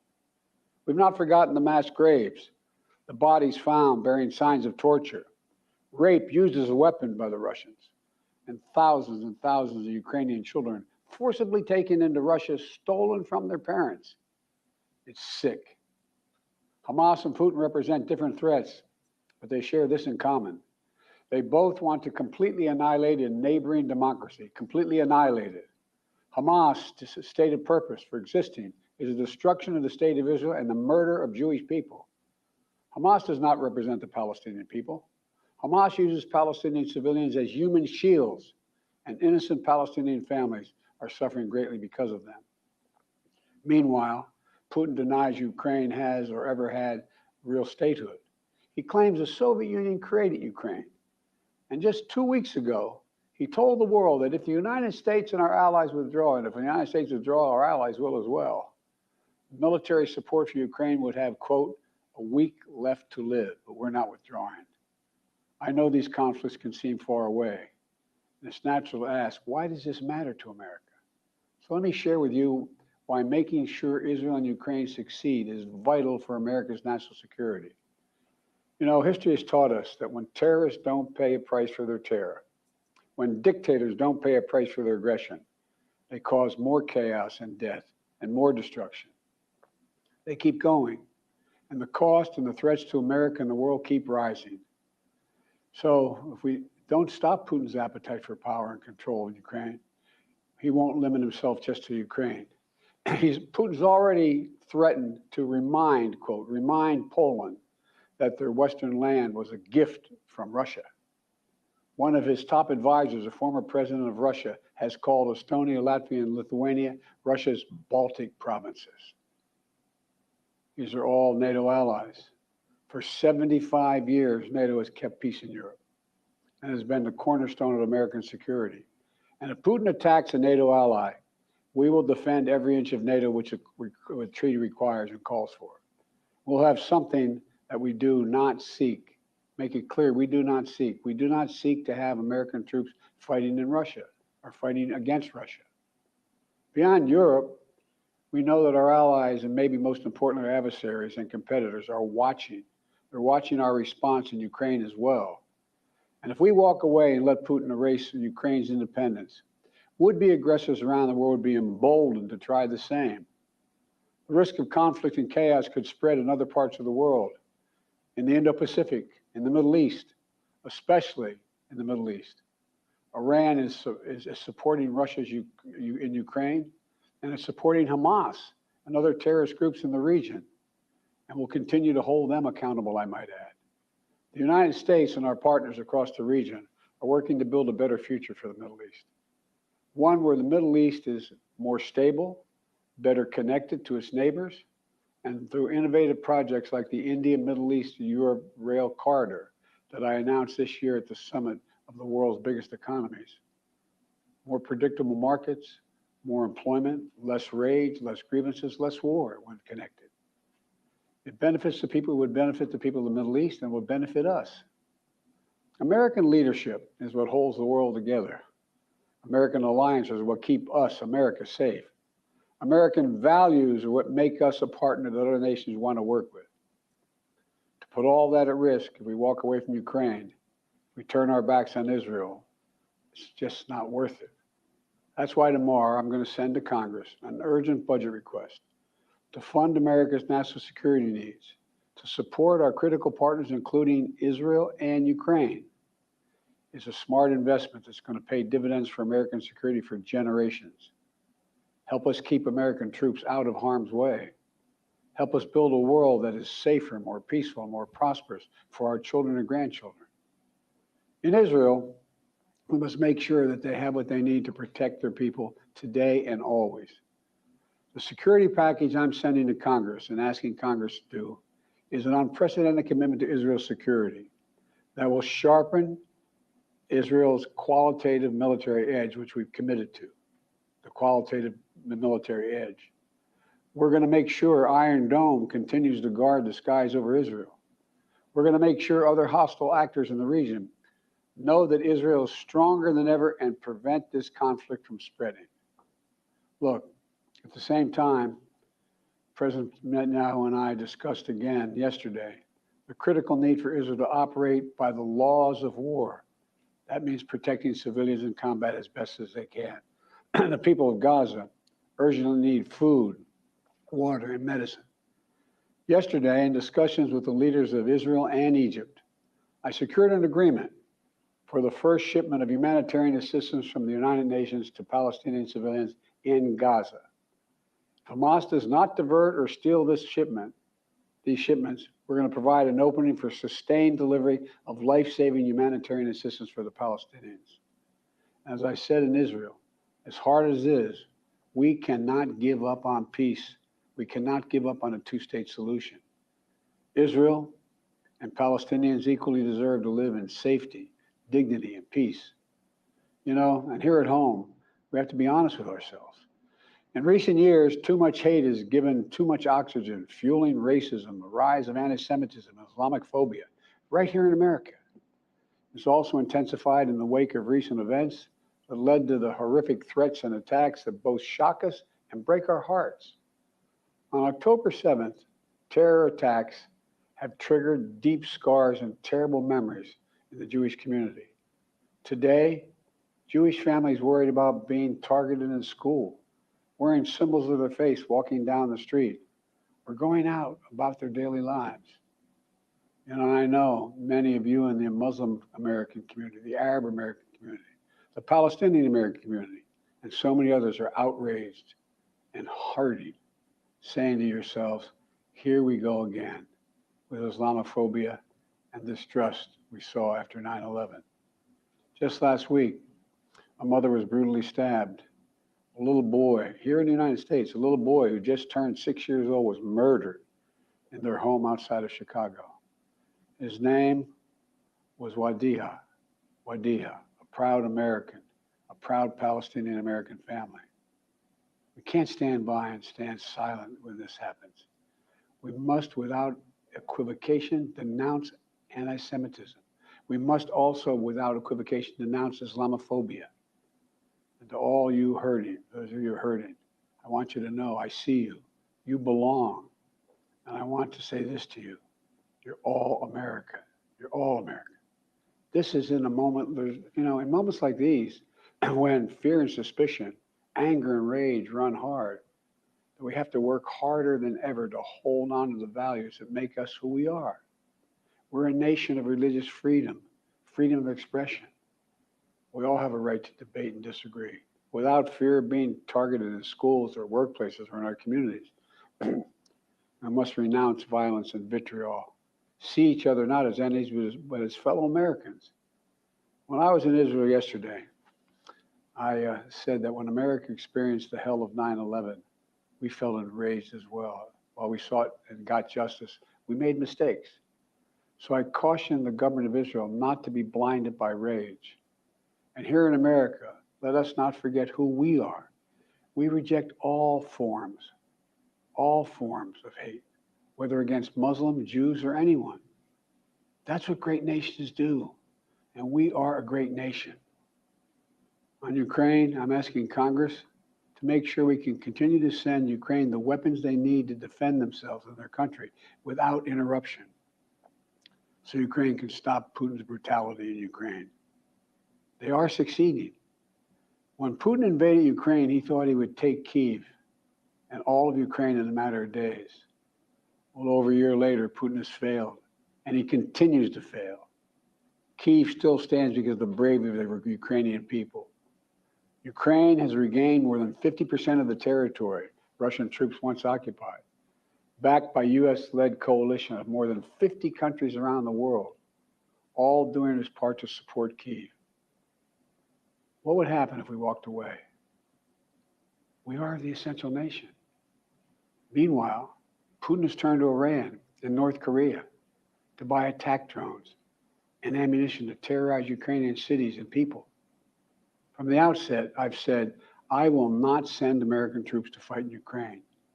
All Ukraine is asking for is help, for the weapons, munitions, the capacity, the capability to push invading Russian forces off their land, and the air defense system to shoot down Russian missiles before they destroy Ukrainian cities. Let me be clear about something. We send Ukrainian equipment sitting in our stockpiles. And when we use the money allocated by Congress, we use it to replenish our own stores, our own stockpiles with new equipment. Equipment that defends America and is made in America. Patriot missiles for air defense batteries, made in Arizona. Artillery shells manufactured in 12 states across the country, in Pennsylvania, Ohio, Texas, and so much more. You know, just as in World War II, today patriotic American workers are building the arsenal of democracy and serving the cause of freedom. Let me close with this. Earlier this year, I boarded Air Force One for a secret flight to Poland. There I boarded a train with blacked out windows for a 10-hour ride each way to Kyiv, to stand with the people of Ukraine ahead of the one-year anniversary of their brave fight against Putin. And I'm told I was the first American to enter a war zone not controlled by the United States military since President Lincoln. With me was just a small group of security personnel and a few advisors. But when I exited that train and met President Zelensky, I didn't feel alone. I was bringing with me the idea of America, the promise of America, to the people who are today fighting for the same things we fought for 250 years ago, freedom, independence, self-determination. And as I walked through Kyiv with President Zelensky, with air raid sirens sounding in the distance, I felt something I've always believed, more strongly than ever before. America is a beacon to the world. Still. Whereas my friend Madeleine Albright said, the indispensable nation. Tonight, there are innocent people all over the world who hope because of us, who believe in a better life because of us, who are desperate not to be forgotten by us, and are waiting for us. But time is of the essence. I know we have our divisions at home. We have to get past them. We can't let petty, partisan, angry politics get in the way of our responsibilities as a great nation. We cannot and will not let terrorists like Hamas and tyrants like Putin win. I refuse to let that happen. In moments like these, we have to remember who we are. We are the United States of America. The United States of America. And there is nothing beyond our capacity if we do it together. My fellow Americans, thank you for your time. May God bless you all. And may God protect our troops. President Biden there delivering an address to the American public from the Oval Office, weaving together the stories of Israel and Ukraine and the wars being fought in those nations right now. For analysis on more on what we just heard, we're joined here by our team. Nick Schifrin is here with me in the studio. Laura Barone Lopez is at the White House, and Lisa. Aye, Black Son. Hill. Laura, I want to begin with you and what we just heard from the president there. Joining those two nations and their current wars in this way, weaving them together in this way. Why? What do we know from the White House about why the president wanted to address both of those nations and the wars in this?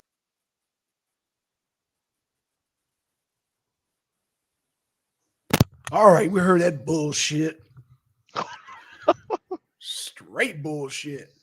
Yeah, man. Well, that's right, Jesse, man. That war in Ukraine been ended, man. It been it, man. Shit. I'm confused, Black Son. What's that? Why was the majority of the speech about Ukraine, and we supposed to be talking about Israel? You know, I'm glad you saw the 3-card money because he didn't mention nothing about Taiwan. He mentioned nothing about the southern border. Nothing about the border either. He just did the 3-card money. Y'all just witnessed the goddamn president doing 3-card money. Yeah, he was on that good sugar booger tonight, boy. He said, I can get it past him. Damn. But I was expecting a whole lot more context than that. Right. He used Israel and Palestine to butter us up, and then he just slid in. Yeah, slid in. You went straight to Ukraine. Went straight to Ukraine. I'm like, what the hell? Don't nobody give a damn about Ukraine. We want to hear about Israel and fuck. Like, and then he lied. Yeah. He said he secured safe passage of the humanitarian aid. I just gave a breaking news that ain't happening no more. He ain't say shit about that. Right. Man, that was some bullshit. No, that's all right, Deacon. He did the 3-card money, but we caught it. We caught it, Deacon. We got it. He didn't mention nothing about Taiwan because that's really why I compromised and played it tonight. I said I want to hear about Taiwan. Like, what is the emergency with Taiwan? Didn't hear shit about Taiwan. Didn't hear shit about the goddamn border. But that's who you want to vote for, though, Ron. Damn, just walk away. Walk away. Walk away from Israel bombing the shit out of Palestine. Just walk away. There has been too much violence, too much pain. None here without sin. But I have an honorable compromise. Just walk away. Give me the pump, the oil, the gasoline, and the whole compound, and I spare you lives. Just walk away. I will give you safe passage in the wasteland. Just walk away, and there will be an end to the horror.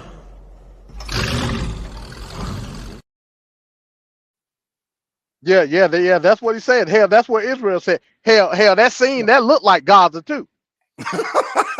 Actually, that scene looked better than Gaza.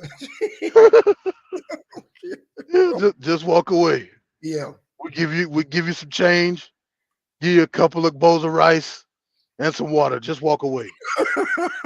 The rest of the money goes to Ukraine.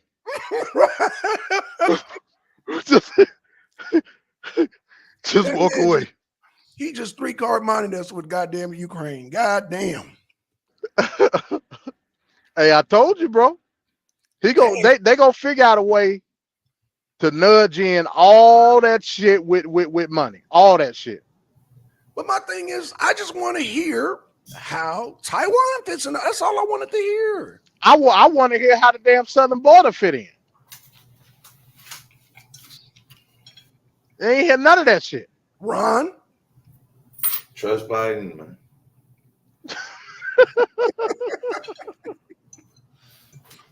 No, I had to step out. I ain't even get to hear what he said. He did a 3-card. Nothing. As we thought.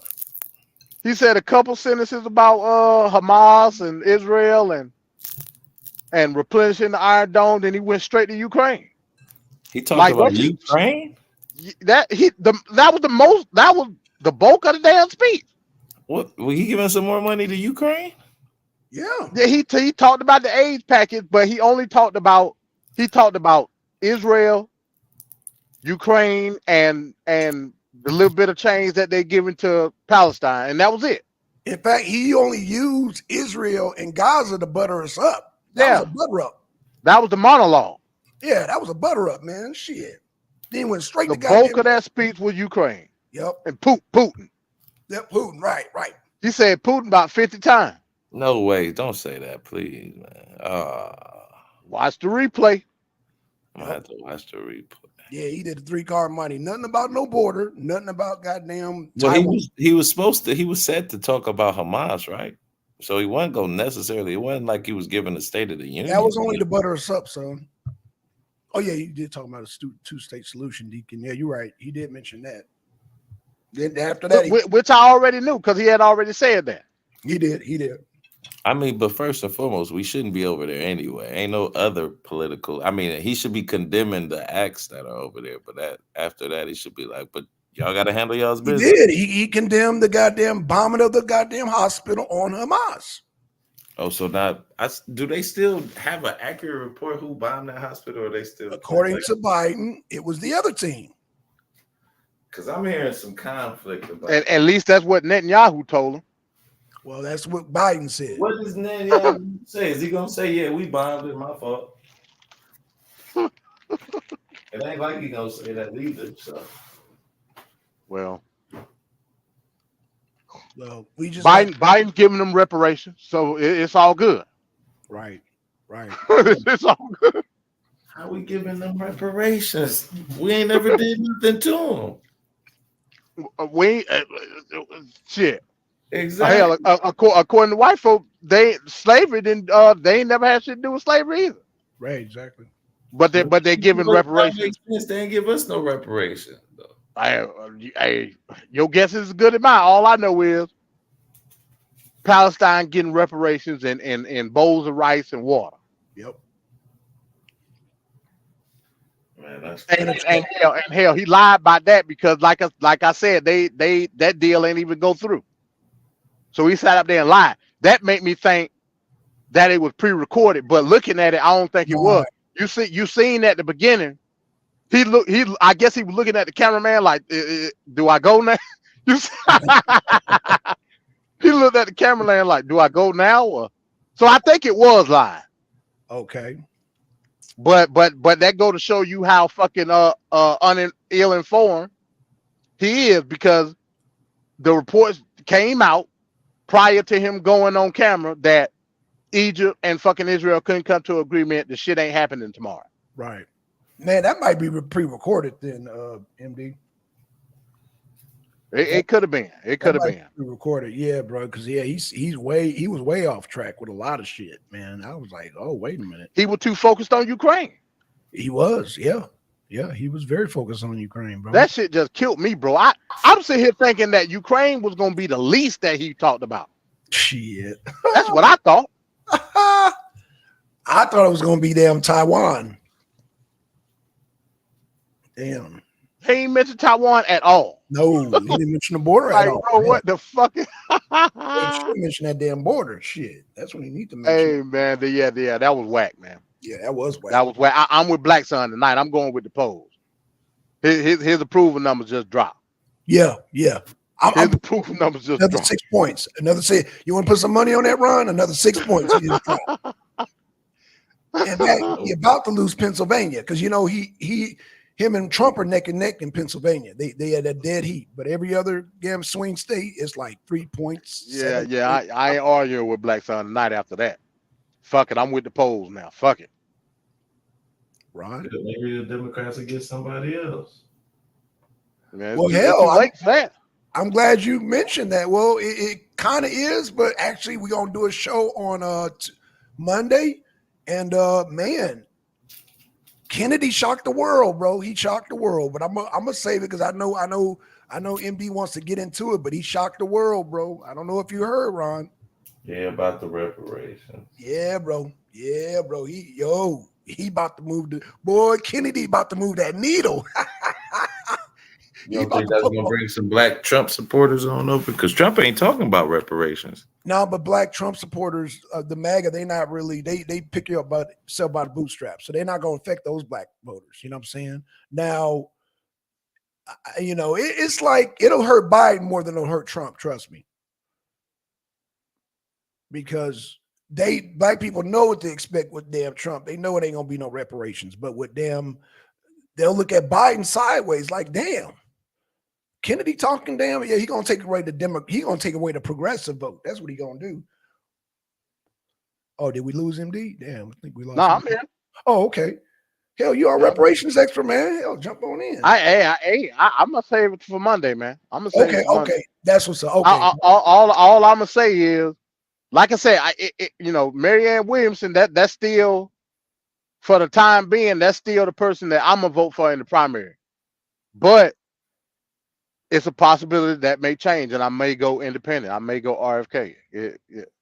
Like he pulled one over on me then. Yeah. He pulled one over on me. I tell you who ain't talking about reparations, Cornel West. Oh, Ron, that's you, Ron. Ron, Bueller. Cornel West reparations is health. Muted. Cornel West reparations is health care and $15 hour minimum wage. Shit. That'll kill that debate.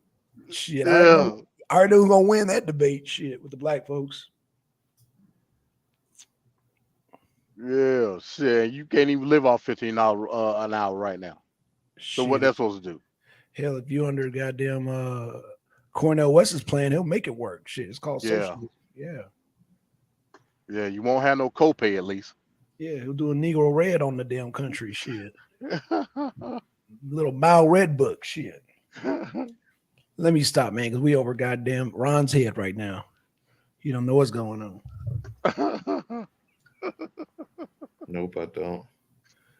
Right, I know, because we talking language you don't understand. Like, yeah, little red book, Mao book. Yeah, you don't. Yeah, that went over your head. Huh? Mao?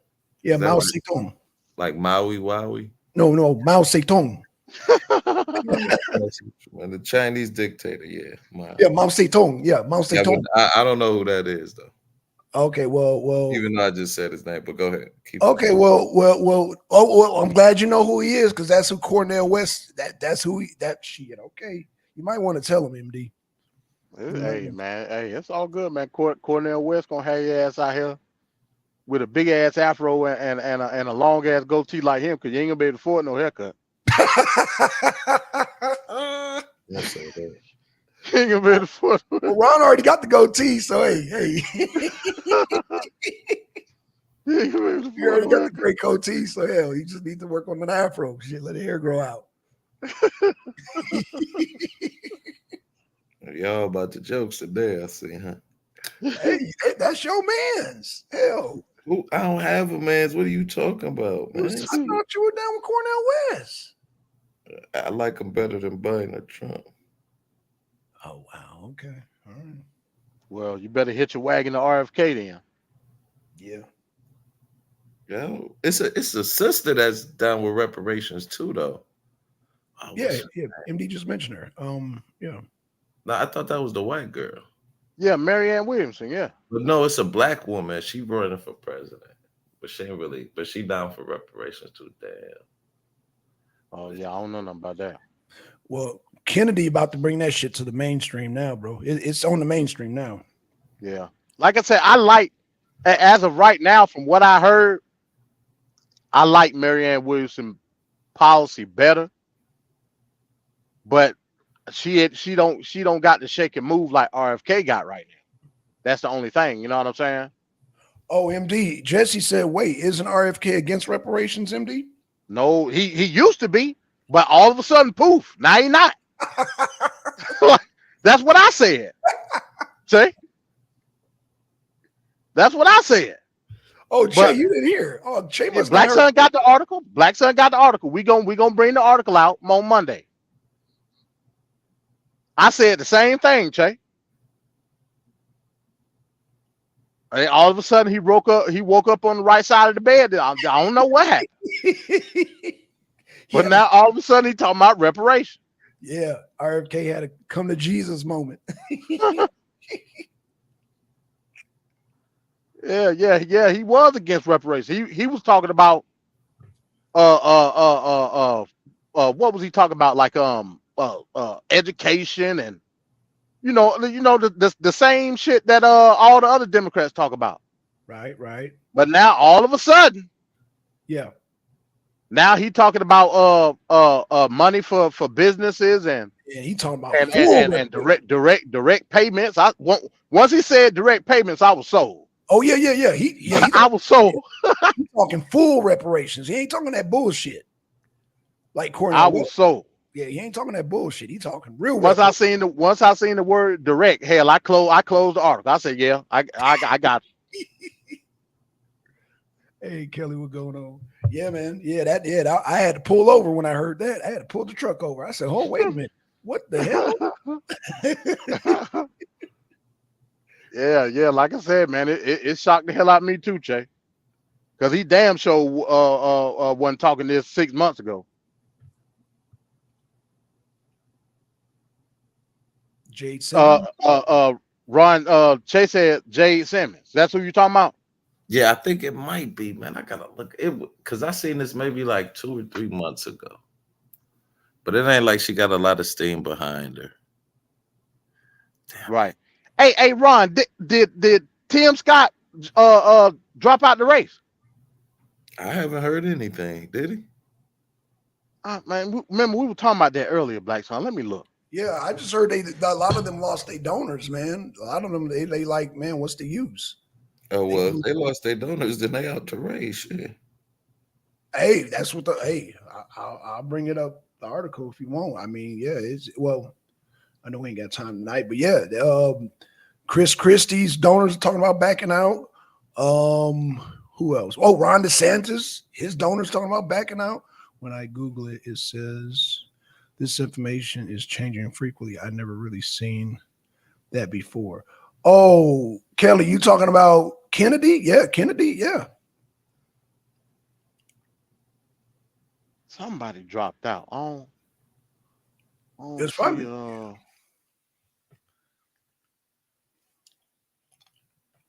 Because I seen it, and then they said they endorse Nikki Haley. Yeah. Kelly, we're gonna bring the article on Monday, so you could double check the source because I heard it today. I had to pull over. I was like, wait a minute, yeah, Kennedy's all in with reparations. He's all in. He is all in.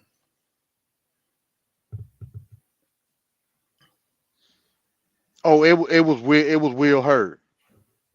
Will Hurd, who's that? The dude from Texas. He wasn't in the debate. He was at the remember we were streaming it that day. He was at the Iowa thing where everybody had the little speech. Oh yeah. Black the half black dude. Okay, got you. Okay. Yeah. He dropped out and he endorsing Nikki Haley. Oh, okay, yeah. Nikki Haley, yeah. the dude who was saying that the reason Trump is running so he can grant himself immunity or whatever. Like, yeah, that dude, yeah. Right. Jesse said he most definitely want to see that article. Yeah. Oh, yeah. We got that ready. We'll definitely have that ready. Che, because Hey, fuck it, man. You want to do this one tonight? We can do it tonight, man. Before we get okay. on. So just the one. Okay, we can do it. Just the one. Okay. I'm bringing it up right now, Che.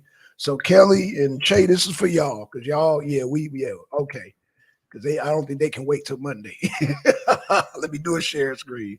I don't think they can wait till Monday, and that's all good. It's all good. Let me pull it up. Let's pull it up. Yeah, RFK had a divine vision by the Black Jesus. Yep. That told him to endorse reparation, and that's what he did.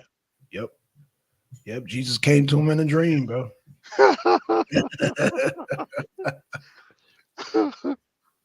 Okay, Che and Kelly, this is the Washington Post.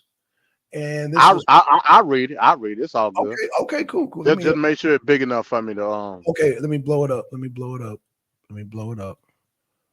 Okay, it's okay. Can you see it? Yeah, I can see that. Okay. Yeah. This from the New York Post, y'all.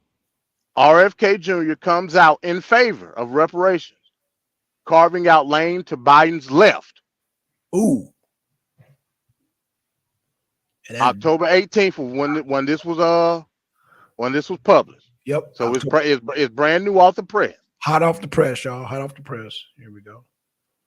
All right. Independent presidential candidate Robert F. Kennedy Jr.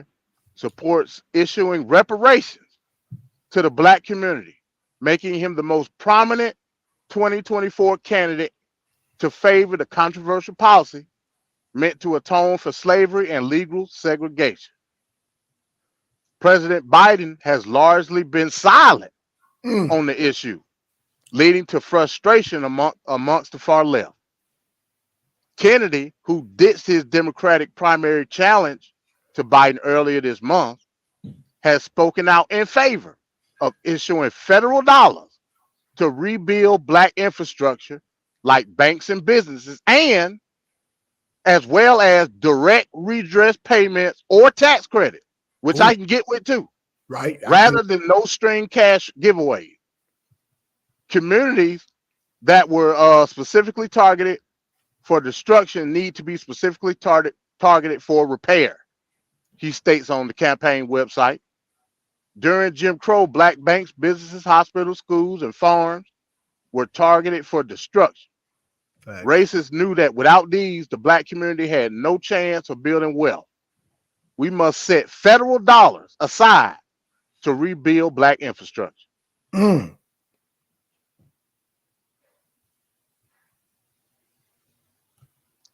These programs. Oh shit! Hold on. Okay, there we go. These programs complement direct redress payments or tax credits to the descendants of the victims of Jim Crow and other victims of persecution. The pledge continues. RFK Jr. Now I don't like that wording, but I'll take it. The pledge continues. RFK Jr. will find ways to offer this redress that are legal, fair, and win approval of Americans of all races. Kennedy has also said he supports establishing development projects like the Bedford-Stuyvesant Restoration Corporation, which his father helped found. Hold on. So is he saying he basically want to bring back the project? Oh no! What the hell? Now I know the Bed-Stuy project, but what's the Bedford-Stuyvesant Restoration Corporation? Which his father helped found in 1967 along with then Mayor John Lindsay. And then let's continue to read. Maybe we'll get more content. Okay, tempo. Well, hell, if I get a free apartment and direct payment, hell, I'm good.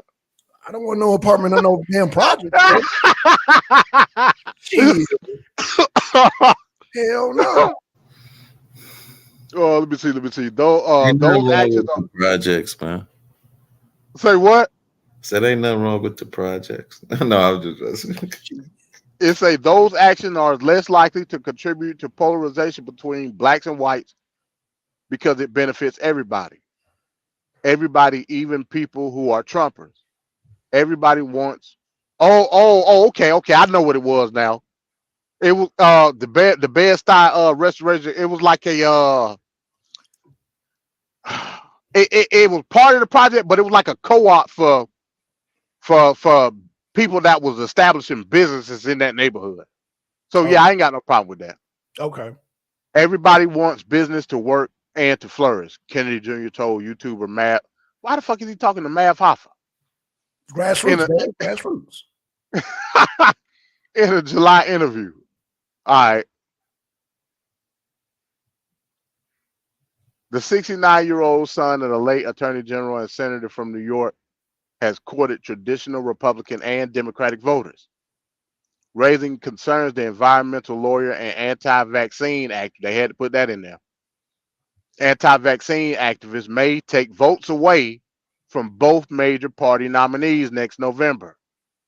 Biden has faced pressure from activist groups and Democratic members of Congress to issue an executive order on reparations amid congressional gridlock. The White House has maintained that the president supports a quote unquote study into reparations, but has not specifically said whether he will sign a reparations bill. Check this out, Ron. Far left independent candidate Cornel West, who some Democrats are worried will steal votes away from Biden, also states he supports reparations. But we know what type of reparations he's talking about. Yep. West's platform include plans to issue a directive to complete reparations process and findings within 2 years so checks can be cut and sent to eligible recipients. I ain't heard him say that. And call to push Congress to pass filibuster-proof budget reconciliation for reparations and land back provisions. RFK Jr.'s campaign did not immediately respond to an inquiry about specifics of his plan. I think that's it. Okay. Yeah, I ain't heard Cornel West talk about no direct payment. Yeah, that's new right there. I done heard him talk about $15 an hour, Right. health care, education, shit like that. All shit that I can get with my direct cash payment. What Chris say, free rent in the project and a free dozen Krispy Kreme a month. What the? Well, again, you may have reservations about the way RFK may be going about reparations. The fact of the matter is now all of a sudden, yeah, it's mainstream now. He's talking about reparations. You can't take that away. Nah, it wasn't Tim Scott, Che. It was Will Hurd. Yeah, Tim Scott still holding on by the skin of his black ass. He's still holding on. How, I don't know. Hell, Tim Scott. Let Tim Scott tell it. Hell, reparations is a mama and a daddy in the house.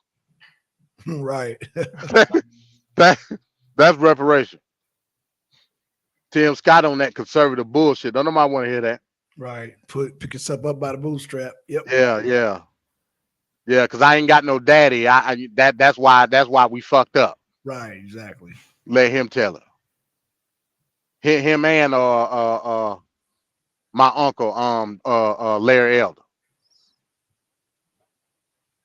Larry Elder be saying that same shit. That's my uncle though. So. All right. According to E Bizzle. Oh shit! Shout out to E Bizzle. Oh shit! So yeah, man. Yeah. There you have it, man. I don't know what else we can get into tonight, man. Like I said, you heard. I'm still appalled by that goddamn Biden speech. That jacked me up for the night. Yeah, that was a 3-card money, man. That jacked me up. Yeah, that's straight up 3-card money, man. That's a classic Democratic move. Hell, what hell? Did you expect more? Shit. Damn. Man, he said a couple sentences about Palestine and Israel went straight to Ukraine. Straight to Ukraine. Talks about how Don't pass go, don't collect $200. Goddamn. Yeah. Putin. Ukraine. Yeah, Putin. Putin. And Putin. Yeah, bro. Oh shit. What did he say? He said Ukraine has retaken all man territory back. You heard what he said that? Man, what? Hey, when he said that, I said I ain't had no trouble but to think of Black Son. I said, oh shit. Oh yeah. Why did you say that? Yeah, bro. Why did you say that? Be all on that. You know I'm gonna be all on that, bro. Oh my God, I can't wait to goddamn get on that shit. I'm a boy. He said, "Goddamn, yeah, it took back all the territories. What territories?" Damn. I said, damn. Oh, you done stirred Black Son up. So I guess they done took back Crimea, took back goddamn Donetsk and Luhansk. Goddamn, what did Bakhmut? Come on, man. They about to take Kharkiv. All jokes aside. Oh yeah, I hadn't been talking about Ukraine lately. They about to take Kharkiv. They about to cross that goddamn river. So yeah, man. Yeah, that's what's going on. Took back all territories. Goddamn. Damn, bro. Yeah. I'm just we got 3-card money tonight, bro. Yeah. We got 3-card money, man. And like I said, I just wanted to hear because I was curious about Taiwan. Yeah. Shit. Yeah, you're right, Che. The old fucking you talking about 3-card money, goddamn. What that shit the one tide lifts all boat shit. Yeah. That's how you gonna give money to everybody. Except for your black ass and my black ass. Yep. No reparations for us though. Hey, that's Ron's boy though. That's Ron's man. Oh shit. Damn. Yeah, Ron, you want your reparations, man? You gonna have to send a couple of cruise missiles and goddamn a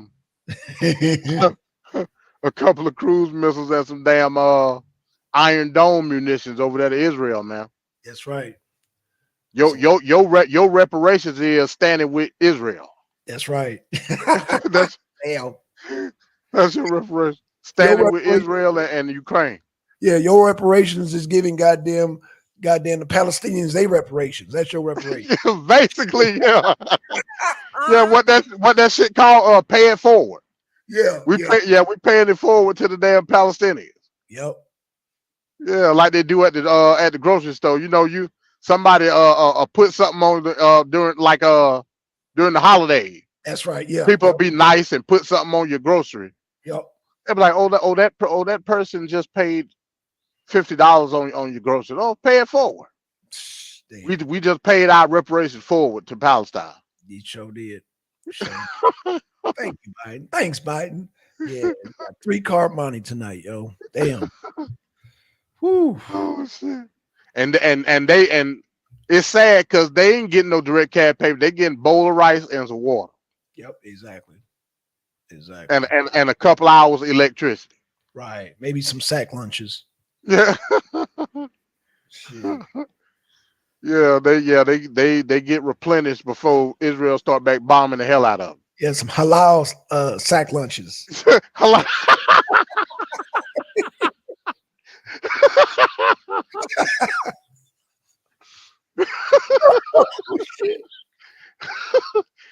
Oh shit. Damn, man. He said some halal sack. Well, at least it's halal, goddamn. Damn. Whoo, shit. Shit, you would Stone Mountain Hell. They probably getting the orders ready right now. Right, yeah. Yep. They probably get the orders ready right now. Oh yeah. It's a halal pizza place on Memorial Drive. I love that fucking place. damn, what's the name? I ain't been in a while. It's right there in the plaza where across the street is the Publix. Now this way up. This ain't on your side of Stone Mountain. Oh, you talking about near like the farmers market, that area? Yeah, close to that. Okay, yeah, that's way up there. Yeah. Yeah, that's definitely. Down the street is the Walmart. It's on that side of Yeah, the morning that's time. I Yeah. know the side. Yep. Near Yeah. Columbia Drive, near that area. Yeah. Yeah, far, yeah. But yeah, by 285. Okay. Yeah, it's a loud piece of play. Hmm. They got pretty good pizza. Okay. But yeah, man. So that's what we got going, man. That's all I got for tonight, man. Well, shit. I'm glad we present because Kelly and Che didn't know about it. Damn. Yeah, I'm glad that we presented it at y'all too. Because yeah, I like I said, I heard it. I had to pull over. I said, "Oh, Kennedy, what? Shit." Yeah, it's like his whole flip done script since he done went independent. It did, bro. That made me do a double take. I ain't gonna lie, bro. I did a double take when I heard about it. He's trying to get everybody. Yeah, and he's gonna take some Trump voters too. No, I doubt it. But Don't doubt it. He's gonna take some black Trump voters. Man, I want to see him and Cornel West debate. That's what I want to see. Yeah, me too. I love to see that shit. Yep. Yeah, but according to that article, now goddamn Cornel West flipping the script now with reparations. Man, that's some bullshit, bro. I ain't heard Cornel West say no shit like that. Right, exactly. Okay, so you take it with a grain of salt. I done heard people talk about reparations with Cornel West, and that he say the same shit every time. Right. Education, $15 an hour. Right. Goddamn health care. All this type of crazy shit. Don't nobody give a damn about none of that shit. Cornel West and Negro Red, we know what you really want. Yeah.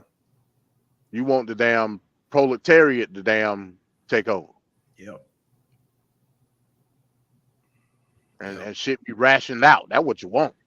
Exactly. Be like damn black.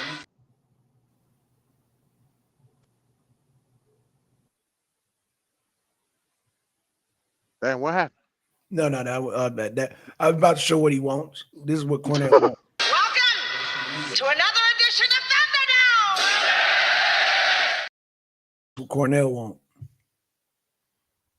Have us living in damn Thunderdome and shit.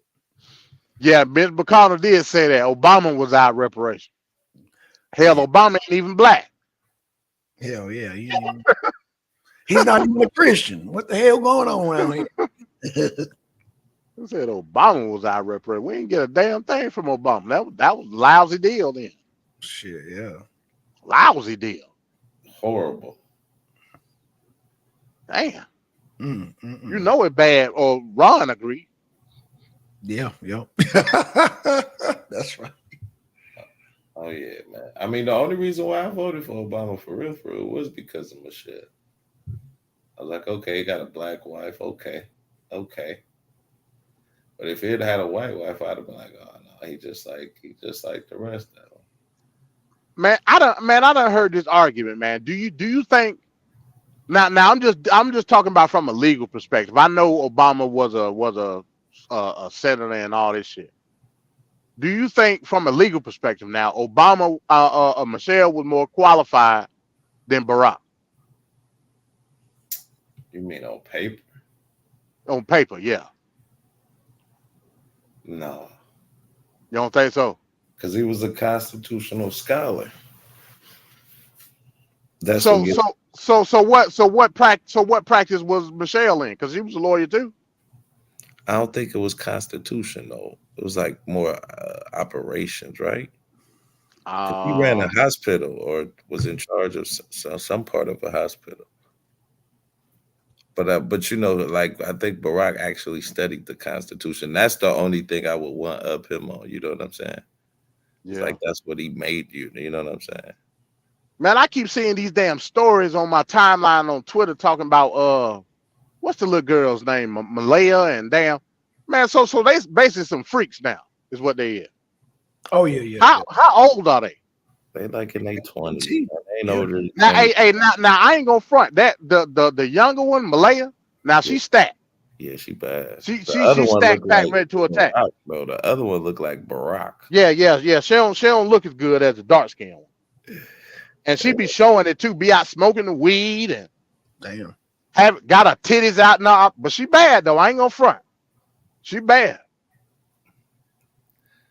But yeah, Bad. they, But yeah, the other one, yes, the other one look quirky. I don't like. She all tall and lanky.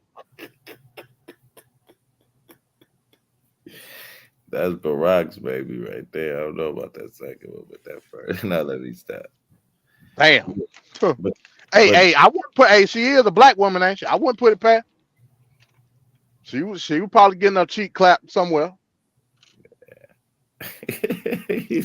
I wouldn't put it past.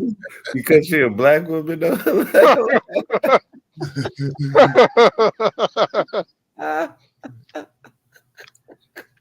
I wouldn't put it past. Oh, don't say it like that. I know some loyal black women. Hey, Andy said she a black woman. Now you got some Negro that say Michelle looked like a man, and she's not attractive, but she got a body. She got body. That's what I was about to say. Yeah, she got body. Like from the waist down, she bad. Yeah, like she's not attractive. She kind of looked like Sigourney Weaver to me. But from the waist down, she got it. But yeah, she all woman though. Like she ain't really. That's what I like. It'd be weird. She got some broad ass shoulder. It'd be like weird. She used to play for the Falcons or something. But from the waist down, she in there. I ain't gonna lie. Yeah, it seemed like she down for him too though. Yeah. I was just joking. Yeah. Michelle, she with the shits. That's for sure. Yeah. Just think if she was running though. Oof. Yeah, hot. Black son wouldn't be able to damn cope with it. It would be old Trump would be like, you know what? Fine. He's gonna sit out his no act win against Michelle. They're gonna cheat me. It's a black woman. I mean, how can they not? Right. Oh shit.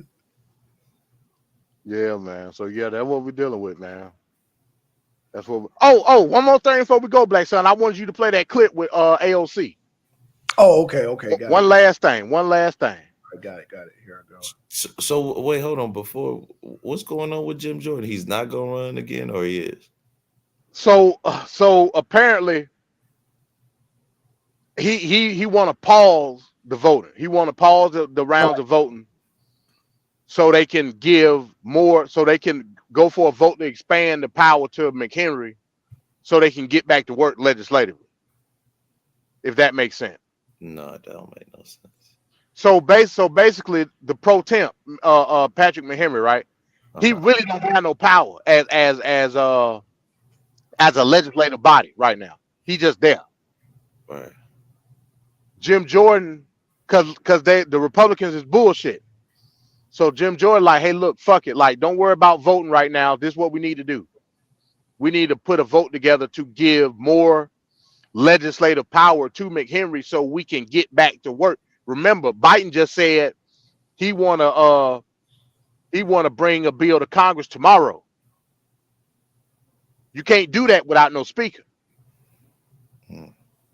So Jim Jordan like, hey, look, let's just pause everything. Fuck the nominational votes or whatever. Let's give the legislative power to McHenry so we can get back with putting bills and shit on the floor. Because right now they can't do it. So basically making McHenry like a semi-permanent speaker as of right now. And what that'll do is it'll put back into play them voting on a budget so the damn shit won't shut down in 30-something days. Well, in 20-something days now. Bro, the Republicans are a mess though. You have to admit it. I agree. That's a total. You can't even get a speaker. And then, so why even do it? Like, why would you even do it and you don't got no dude in the wings waiting? And Black Son argued me down yesterday. I tried to tell him, I said, hey, look, man, man, the Republicans standing on their square. He said, nah. He said, nah. They gonna eventually vote for Jim Jordan. I said, okay. They don't want Jim Jordan, man. He bad for the business. I mean, for the brand. He too extreme. Not saying Kevin McCartney was a good pick, but you could see him working with. You got to work with the other side of the aisle. Like that's just So you saying bipartisanship is bad? no. According to these MAGA Republicans. It is. It's MAGA. It's their way or no way. They the only right. That's what I'm saying. You can't do that in legislation. You gonna have to compromise. Ron, Black son. So Ron, you down with more funding for Ukraine? Like it's all or nothing with them. It's no compromise. Like so again, I'm gonna ask you a question. You I'm down? gonna have to give something up. So you down with funding Ukraine? No, I'm definitely not. Yeah, definitely. Neither is MAGA, but okay. Are you down with? There's a lot of Democrats who feel that way, so it ain't just a MAGA issue. That's what you make it seem like. Just because MAGA for it, that means everybody should be for it, and y'all thought of it. No, man, come on, man. And that's what I'm saying. Some commonalities we can meet on, but you can't just have it your way because it's an idea. Like I'm like, okay, that sounds reasonable. Well, then we got to do it all my way now. Nah, it don't work like that. And legislative, I'm saying. Well, tonight, because you stepped away, but we just witnessed Biden fluff us up with the goddamn Palestine and Israel and went straight to Ukraine and told us that Ukraine took back territory. But you understand why he can't do this? Because the Republicans are a mess. Like if the Republicans had their shit together, they could be like, no, this is what's really going on, y'all. But they such in a disarray. That's why there was a fallout. And that's why Biden can do what he do. He kind of got them at the grips now.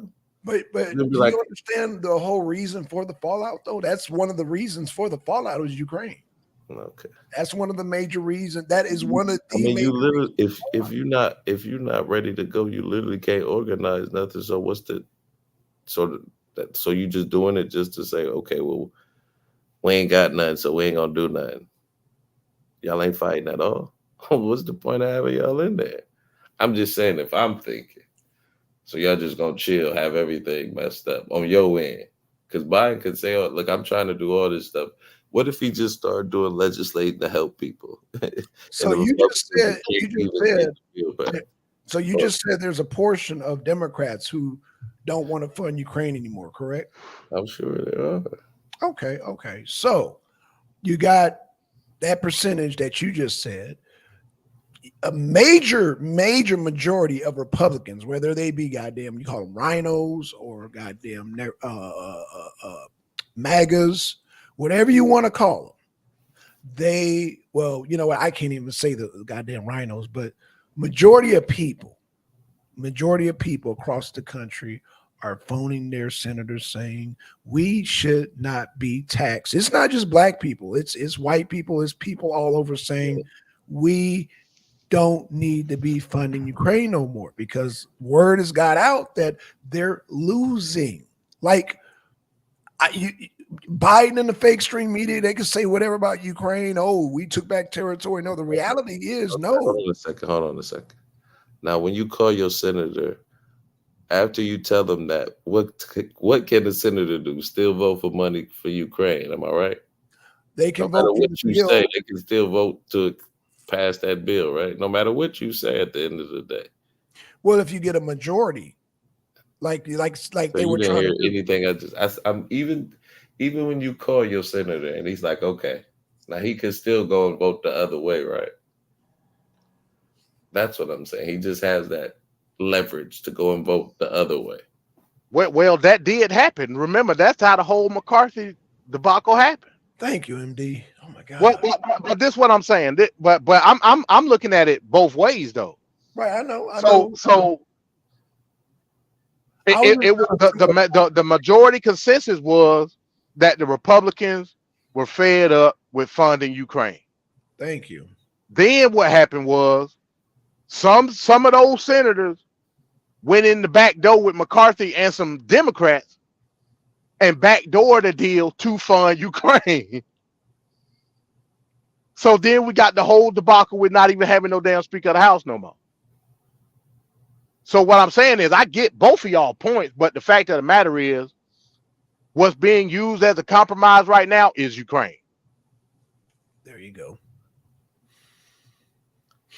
So with that being said, let's see what AOC got to say. All right. All right. Everybody's favorite Democratic representative. All right. Let's see what she says. Let's see what she says. Should Arab countries be taking on the lion's share of the burden to absorb what could be over 1 million, if not more, refugees from Gaza? I think there's something to be said about the region's partners being able to support and step up Palestinians. However, that does not abdicate the United States from our historic role that we've played in the world of accepting refugees and allowing people to restart their lives here.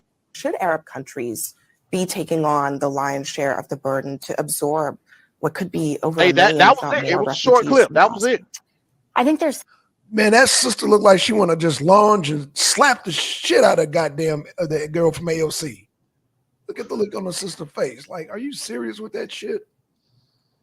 So AOC is down with Palestinian refugees. I mean, Yeah. is that okay? Or Ron? Is it okay that she has that feeling? Yeah, I mean, we're no, she can feel how she won't, but actually it happening, that might be a different story. MD, Ron might be part of that group that was booing goddamn AOC when they talking about giving citizenship to goddamn the migrants. Now she talking about damn Palestinians. Oh shit! Like I said, those weren't Trumpers. Those weren't MAGA booing her. Those were Democrats booing her. What'd you say, Ron? I didn't hear you. I'm sorry. What'd you say? I think Blackson, you have the conception that Democrats love, like Democratic voters love Democrats, like MAGA voters love Trump. They don't, man. They you know what I'm saying? They question them. They act. You know what I'm saying? It's not just whatever they say they're gonna do. So they free thinkers is what you're saying. yeah, Ron. yeah, man. I can't agree Shout out with to everything. Angels 007. Shout out to Angel. You know? So we're saying the same thing? No, you definitely not with Trump, man. No. We're talking about AOC. We're not talking about Trump right now. I know Trump's your favorite person. We're talking about AOC. Simply just AOC. We're talking about Democrat on Democrat violence right now. What did she say? Wait, her words are violence? No, the people that was protesting against her in New York was saying they were threatening her. And she caught, you saw that shit, MD, right? When she caught out. Man, she caught out. Yeah, I saw it, yeah. She looked like she was scared for her life. And those were Democrats, not Republicans, not Trumpers. Those are Democrats threatening her. I didn't see that. I know you didn't. I know you didn't, sir. Why'd you? So let me give context, Ron. So basically, she did like a speech a couple of weeks ago. As she was at some building, and the reporter was asking about the sanctuary city crisis in New York, and it was people outside. I guess they were protesting, and they were booing the shit out of her so bad you couldn't even really hear like what AOC was saying. Oh, wow. They were booing the shit out of her because people in the New Yorkers, they fed up with the sanctuary city shit, just like in Chicago. They fed up, man. Like you can't take away from that. You can't take away from that shit at all. I would argue it's worse in New York than Chicago, like from a per capita perspective. You know what I'm saying? Mm. Like you got motherfuckers sleeping out on stoops on buildings and shit in New York. I remember when the whole when the flooding happened in New York City a couple of weeks ago, and they was moving the migrants into like schools and fucking 5-star hotels and shit. Now here I am, my black ass, I got to spend an arm and a leg to get a hotel in New York City. And you mean to tell me Venezuelan Venidio can get a 5-star room just cuz? Nah, man, I ain't going for it. What was his name? No, I'm just Venezuelan Venidio.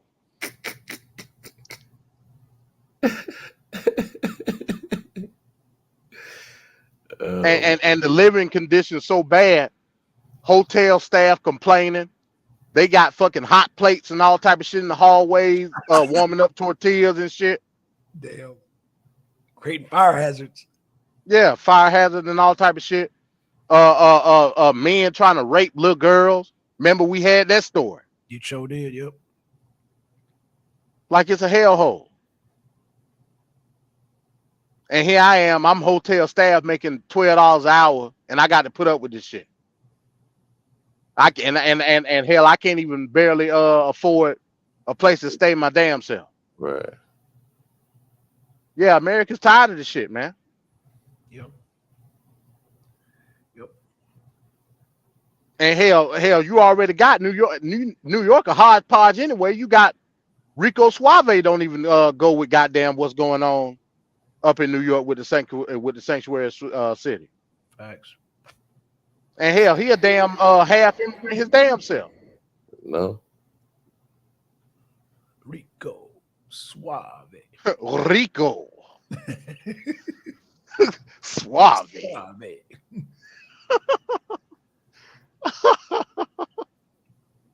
So yeah, that's what we're dealing with, man. But yeah, that's all I got tonight, man. Great show tonight, y'all. Great show.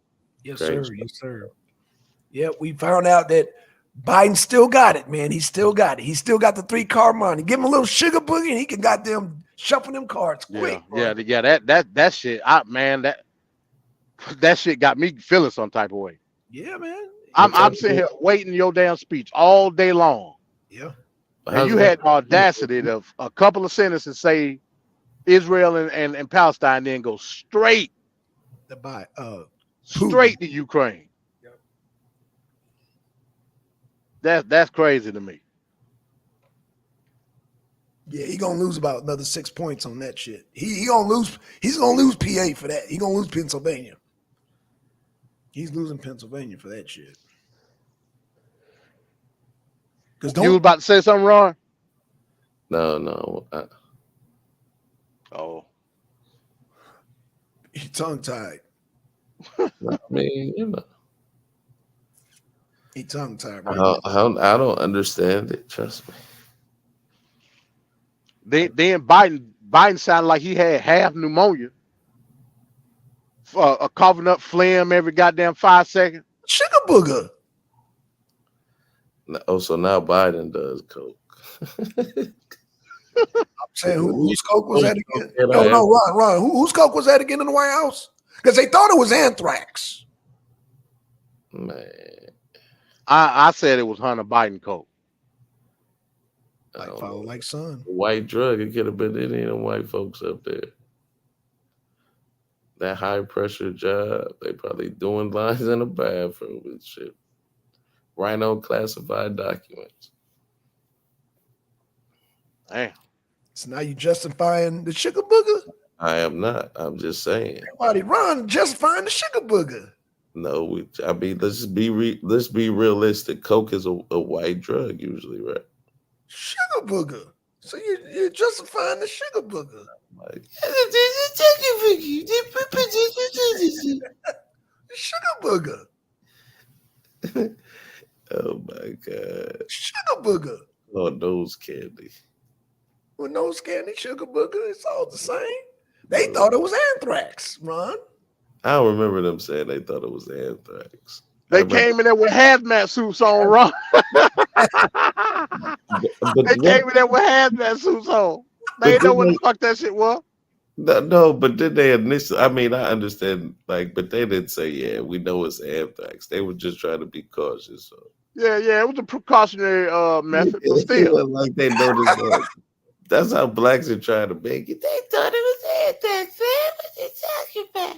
Okay, they had hazmat suits on, like MD said. So yeah, it ain't like they walked up to it like on the 80s on the old 80s cop shows and goddamn took a bump of it to find out what it was. I fucking put their pinky in and then put it spread it on their gums. Yeah, that's cocaine. Oh yeah, that's pure Buktonia. Columbia. Oh, shit. Yeah, it ain't like the damn did Tony Montana to it. Right. Get the knife, right. In the brick. Get the knife. Yeah, that's it. Like they sampled the shit. Let me see. Let me see this. Let me see this shit. Uh, so when they gonna vote again for a speaker then? After they get the budget solved? I think me personally, I think they not gonna vote again until after they get the budget right. Mm. After they avert shutdown, then that's when I think it'll come back. That's crazy how they can't get. It all evolves around Ukraine. Just like tonight, he But went I don't. I'm straight. just saying though, that's even more reason to have your shit ready to go. But again, I get what Black Sun's saying, but I'm telling you, when they finally agree on the budget, Ukraine will be part of that package, no doubt. No, It's too many people. MD, I understand that, but what I'm saying, just like when we talked about Trump getting back in office, there's going to be a That's not time gonna limit on that happen, shit. and that's not gonna happen, Black. It's Son. going to happen, bro. Sidney Oh, Powell just killed that. Okay, no. I you doubt tell that. her, and she ain't gonna be the. Ron say Trump going to jail. Basically, what he's saying. No, I ain't saying Okay. Let's say. Let me he play the ain't game. going Let to me play jail. the game. I'm gonna play the game right now. He's going to jail. They're I'm gonna gonna give him end this out. once and for all. He's going to jail. Ron, is it He gonna be. illegal? Okay, does being a felon disqualify you as being president? It should. It should, but it doesn't. And when you Boom. That's a checkmate, voter, sir. That's when you're a checkmate. voter, That's checkmate. it should like that shouldn't even have to be a law in America. If you're a felon, you shouldn't be able to be president. Just because I'm a voter, I had that. I'm gonna take that power away. Keep the defendant You silent. shouldn't have to have no law. Like if you need a law for that, why we even got a president? Just have a Overrule the dictator. Constitution. Defense, keep the defendant silent.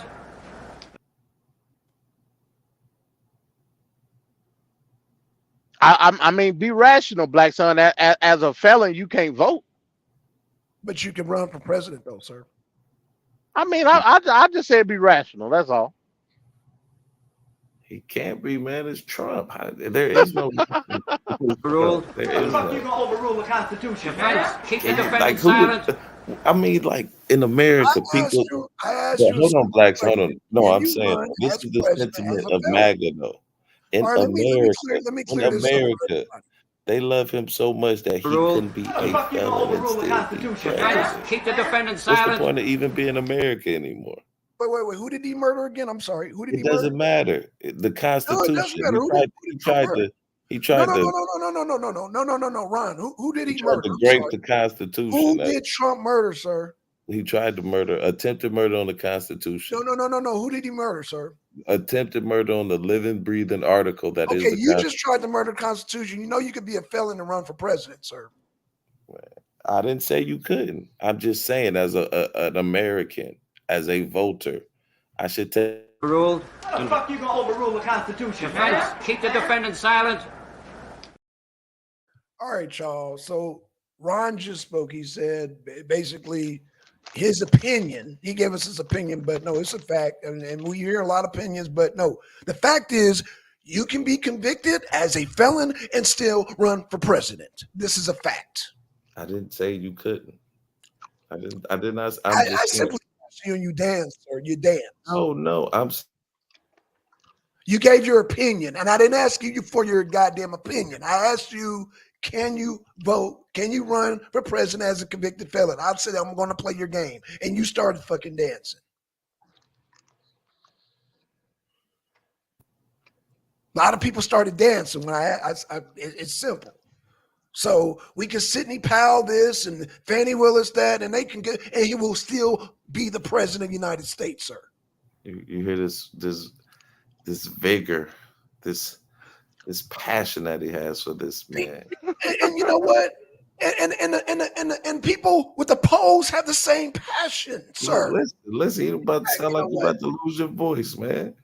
Rip your shirt off, Trump forever. You hear me? I'm just saying, bro. Say he did. Hulk Hogan ripped the shirt off. Hey, I was just about to. I am a real. Mike Ford was right. That should be Trump's.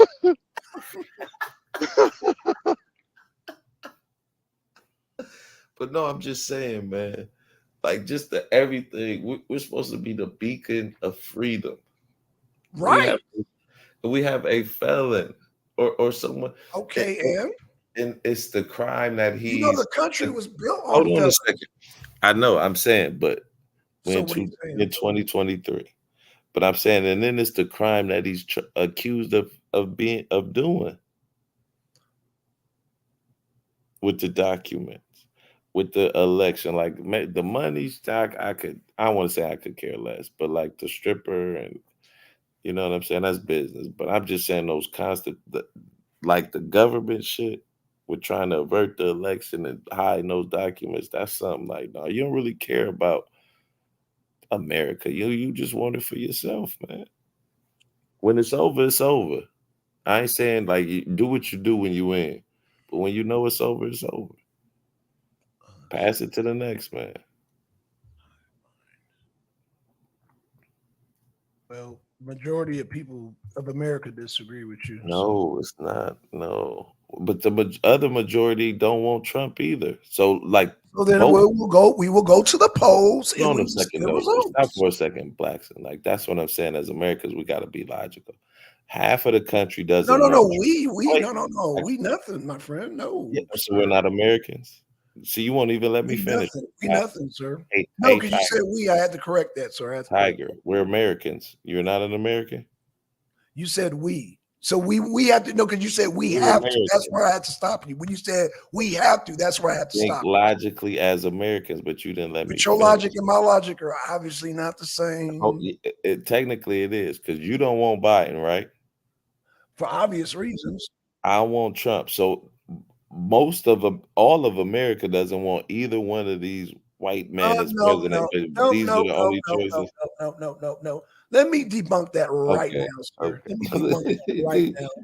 Like you see what I said, Let me logical is just debunk went that out the right window. now. Let me debunk that right now. Literally, you just said half of the country doesn't want Biden. I said the other half doesn't want Liberal Trump. Hive We Mind, the agreed channel on solely that. focused on exposing the And then I abundant said all of hypocrisy America the left. doesn't want any Holy one of these old moly, white the data men. keeps dropping, folks, and it continues to spell one word and one word What did I alone, and like? that word is disaster. Or maybe let's add a couple words. Disaster for the Democrats, disaster for Joe Biden, detrimental for your average blue anon leftoid's mental health.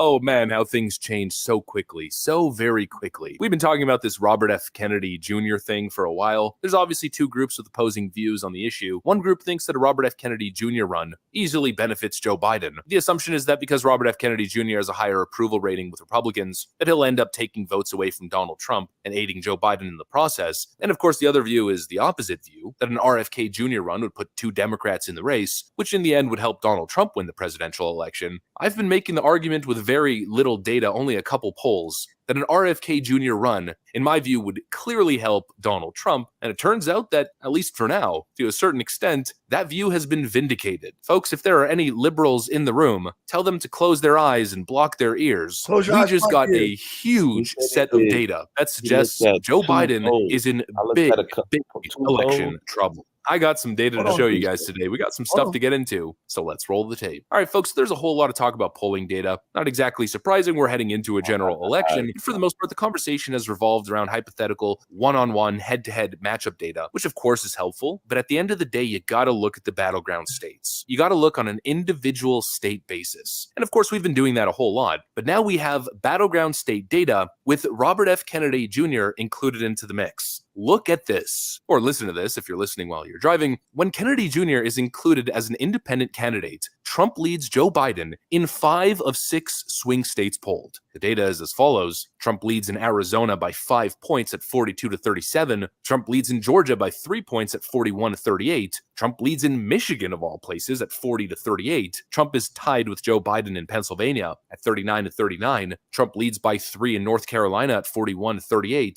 And Trump leads by 8 in Florida at 44-37. Absolutely brutal, crushing numbers for the Democrats. A Robert F. Kennedy Jr. campaign takes votes away from Joe Biden. And I don't even think that's the full picture yet. You know, here's a core component of it. Why is Robert F. Kennedy Jr. running as an independent in the first place? He's running as an independent because the Democrat Party shut down any challenge to Joe Biden shut down the Democratic nomination process. You have disenfranchised Democrat voters who wanted another option. Robert F. Kennedy could have been another one of those options. And now that guy's running as a third party and he's going to pull more votes from disenfranchised Trump voters than he will Democrat? That makes no sense. It makes no sense at all, and we're already starting to see the picture. Boy, is the narrative shifting and shifting fast. You know, last week when we spoke about this, Robert F. Kennedy Jr.'s family members came out unequivocally condemning his run as an independent. Many of them issued public statements, essentially publicly lobbying for him to drop out of the race. Then a couple days later, the narrative shifted. This article was released by Politico. Kennedy family feud cools as RFK Jr.'s independent run rattles Republicans. The stalwart Democrat family had been pressuring Kennedy for months to drop out. So apparently the family's backed off a little bit because RFK Jr. supposedly is going to hurt Republicans. That was released 2 days ago. Well, I have a feeling that Kennedy's siblings probably just called an emergency meeting after they saw this polling data. But honestly, it seems even worse than that for them because Joe Biden's in rough shape regardless. Pretty bad in a three-way run. But even if Democrats were to convince Robert F. Kennedy Jr. to not run for president, to drop out of the race, Joe Biden still kind of seems screwed. Here's some swing state polling data from Redfield Wilton. In the state of Arizona, Trump leads by 5 points at 44-39. In Florida, Trump leads 5 points at 44-39. In Georgia, Trump leads 43-40. In Michigan, we got a statistical tie, which could go any way. And with the voter enthusiasm gap, Trump could easily win. Trump's ahead by 5 points in North Carolina and down 1 point in Pennsylvania, but of course within the margin of error. And Trump's leading in the aggregate in Pennsylvania.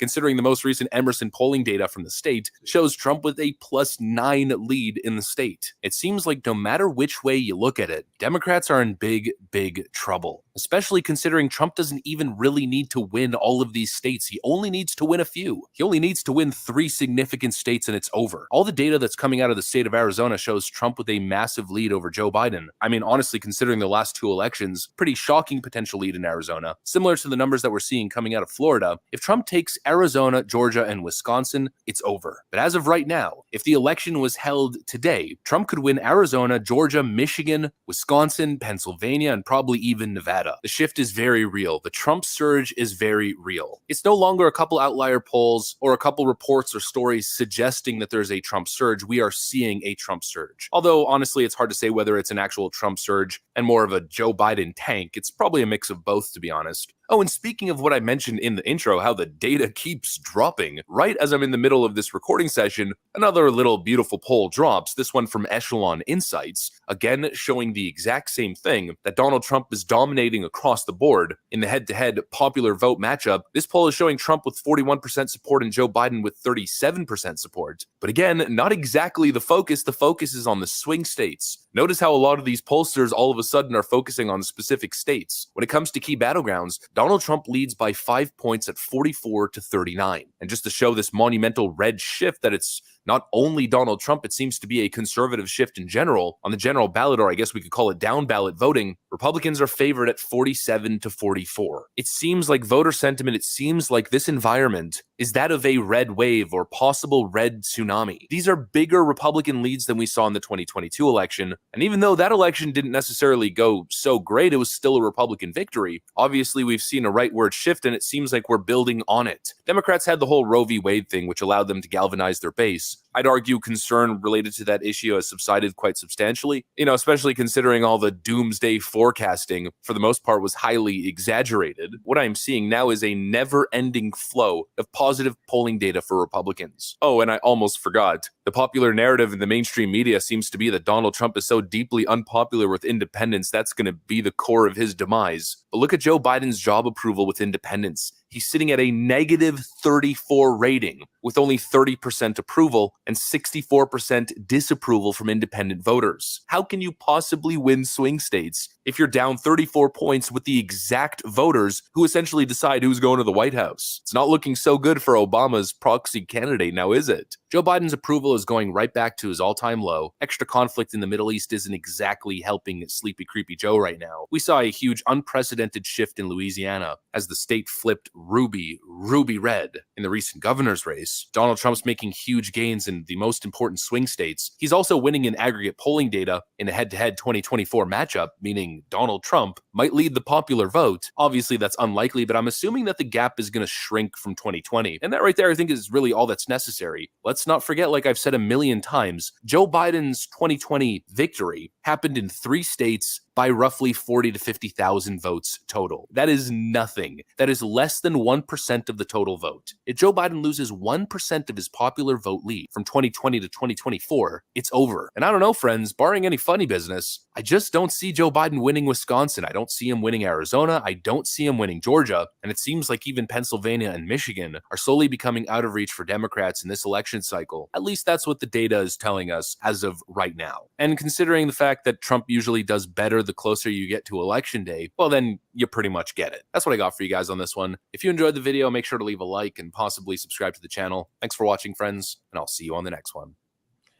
With that being said, Now you know where Black Son get his research from, Ron. Man, please don't tell me it's the Hive Roman, whatever, dude. The faceless political. No. I saw an ABC poll. I saw a Fox poll. I saw a Rasputin poll. Man, I dude counted said several he polls. looked at Only, a couple hold of on, polls. MD. I only Hold on. did that as a shortcut. Look, I can't even. So don't kill the messenger. But No, I I'm can pull the saying, polls up. like he said, I only looked at a couple polls, and he got In all fact, these hold on, facts. Looking In at fact, 2 polls, one of them were Fox. you looked at more polls than he did, though. Didn't you say I that know. Fox I'm said? saying Whoa! you Didn't looked you up say? more polls than he Didn't you did. say that Fox said that Biden was ahead? You said that the other day, didn't you? I did. You did, right. Let's look up Fox. Let's look up Fox right now and see what they say. Fox. But let me ask you. I'm gonna ask you this for a few more months. When is the election? It's getting worse for Biden day by day, sir. I'm just saying, when is the election, though? More than a year from now? Will you just answer that question for me? When is the election? Give me the specific, the presidential election. Give me that date. Okay, so this is this is Benghazi. He ain't gonna give me the date for nothing. Okay. When is it? Is it the 3rd of November? Bro, that's called wishful thinking on your part. Let me ask a serious question though. When was the last time we coming up on Super Tuesday? When was the last time in any of y'all's lifetime that we saw a Democratic primary that don't got a race? Like just let that seep into your brain. Never. Wait, what was the question again? I'm not understanding the question. He's saying there's no there's no Democratic primary race. It's Biden's too. You know what I'm saying? It's Biden. Biden's. It's Biden and Biden alone. Right. Even though it's other candidates. Don't get it twisted. You got Marianne Williamson. Who else you got running on the Democratic side? I don't think it's nobody real for real on the Democratic. Damn, is it just Marianne Williamson? It might be. Yeah, I don't think it's nobody. Like Kennedy was, but he dropped out. Yeah, Kennedy was. Damn, it's no other Democratic. Well, I'll be damned. It's damn sure lame. Like I said, I think it's too late for Gavin Newsom. I don't think Gavin Newsom gonna do nothing until 28. Right. Yeah, because the deadline is this month, ain't it? Or next month? I believe it's this month. Oh, well, there you go. No, it's got. So yeah, I don't think Gavin Newsom gonna do nothing until 28. I thought it was always a year out from election for some odd reason.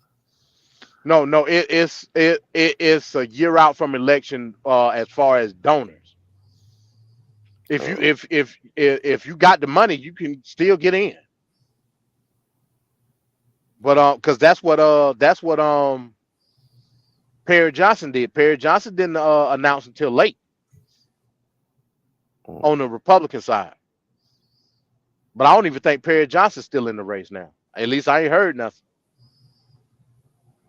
But I mean, that's just crazy how we really don't have choice between Trump or Biden. Well, on the Republican side, we do have a choice. No, you don't. Tell him, Ron. Now I'm agreeing with Ron. Damn. You don't, man. Now I'm agreeing with Ron tonight. Damn. You know what? See, Ron, you the problem. No, you know what though? Initially, I thought that Trump won. You know what? DeSantis. I was like, oh, DeSantis got it going on. Like I think Man, I'm like he gonna be just like Trump, but he got a military background. He got a family. He's squeaky clean looking, but he was a total disaster, man. I was like, oh yeah, this Trump's to lose now. DeSantis is an idiot. Yeah, I didn't realize that how stupid he was. I mean, like, wow. Hell, Nikki Warhawk Haley's an idiot too. Shit. Oh No, man, come on. Hell, yeah, she's but I'm an just idiot. saying though, man. DeSantis had he without just saying that, you like just look at him like, okay, and then you fucked up by talking. Now listen. He just downplayed Nikki Haley. And like I said, I tried to give him the benefit of the doubt a couple days ago. I said, yeah, she's Nikki Warhawk Haley. She wanna go into Iran and bomb the shit out of Iran and give funding to Ukraine. Oh, China. But Yep. That's right. Yep.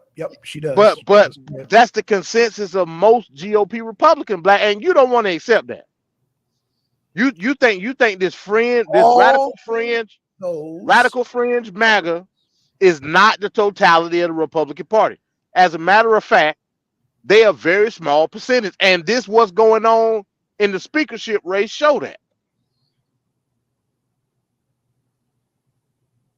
Can't deny it. I just told Ron that the whole cause of that was the funding of Ukraine. So now are you backtracking that? MD? No, I'm not backtracking. What I'm saying is the Republicans know how to play ball. A lot of these MAGAs don't. For instance, the whole basis behind Ukraine funding, and I've been telling you, despite what you say, Ukraine funding is going to continue, not because of MAGA's defiance, because even them, some of them, backtrack like you saying I am backtrack and accepted the fact of the Ukraine funding that caused this whole debacle in the speakership in the first place. And what I'm telling you is, what we talked about, and we're gonna have to break this down next week. The whole 5 families. A lot of these MAGA Republicans don't got no leverage in the Republican Party. I think really that's what you're mad about, because the leverage ain't being displayed toward the MAGA Republicans like how some of these old school GOPs leverage is being displayed. And I think ultimately that's why you're heated about it. But it's all good. Like I said again. Actually, if you want me to be honest, I'm heated about keep funding Ukraine when the war is lost. You're gonna be heated for a long time because it's gonna continue. Because I don't see how this is making sense. Now, I said I'm down with the whole what's going on as far as funding goddamn Israel. I'm for it because we can wipe out goddamn whatever little Islamic insurgents that they got. I'm for that. But I'm not for Ukraine when we're obviously losing. Even if they pull out and you got little Nazi insurgents, I said I'm for that too. If Zelensky said, "Oh, they're trying to kill me, America, we need money," then yeah, fund money for that. I'm mad about us funding a losing war, sir. But you're debunking your own argument, though, Black Son. I'm not debunking. No, I'm not. These same MAGA Republicans that's saying they don't want to fund Ukraine no more, saying they want to go in just like Nikki Warhawk Haley and fight Iran. So I mean that's yin and yang at the end of the day. You're talking about the old school Republicans? MAGA saying it too. Marjorie Taylor Greene implemented Iran too. Yeah, but she didn't. I don't remember her saying she want to go in there and goddamn did. I remember her saying the same thing Nikki Warhawk Haley was saying. No, I don't ever recall her saying that about Iran. So you want to show me that, sir? You want to show me that? It'll be put out Monday. It'll be put out put Monday. that out Monday. Yeah, because I've never heard Martin Taylor Greene say that, sir. But I've heard Nikki Warhawk Haley say that. That's a unanimous decision amongst the Republicans. Okay, well, all you got to do Monday is play it for me. Make me play it for me, and I'll be okay. Matter of fact, the dude that did the nomination speech yesterday for Jim Jordan, he even said that the main focal point in the Middle East is Iran. He said it.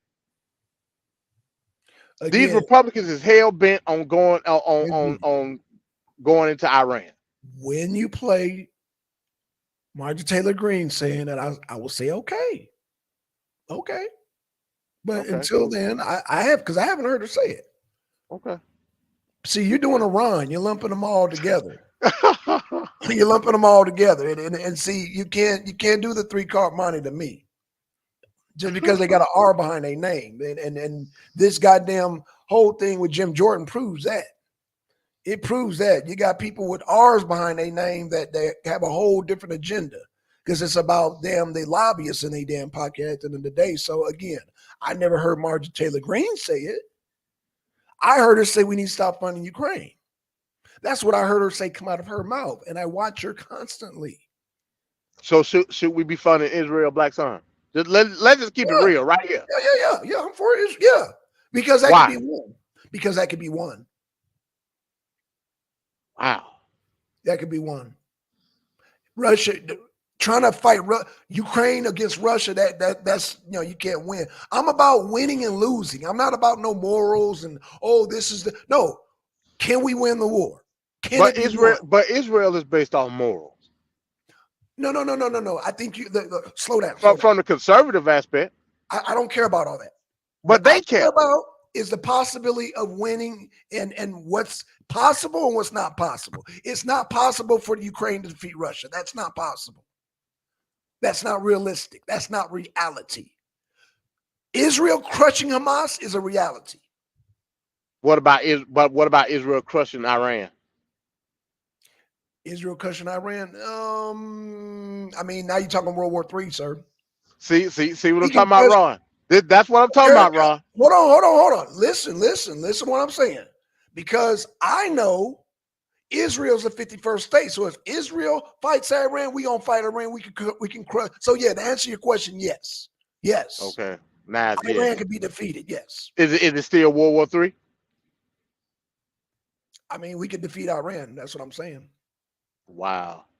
Okay, yeah. This gonna be. Can we defeat goddamn? And again, when I say this, Israel's the 51st state. So can we defeat Iran? Hell yeah, we could goddamn. What are we gonna spend more money on? That conflict or Ukraine and Russia?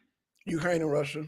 Bullshit. Now, hey, I'll see you Monday, Black Son. Bullshit. I'll see you Monday, sir. Okay, see you Monday. Okay, see you Monday. That's some bullshit you just said. No, it ain't. How was that bullshit? Ron, what Ron? Ron muted. What the hell he doing? Yeah, this over his pay grade, man. It's over his pay grade. Did you heard what the Negro said? Oh, he went back on mute. Yeah, he went back on mute. Ron said, "The hell with this." Right. Yeah, so beyond his pay grade. Well, yeah, what I'm saying is that it'll cost us more money trying to defeat Russia with Ukraine.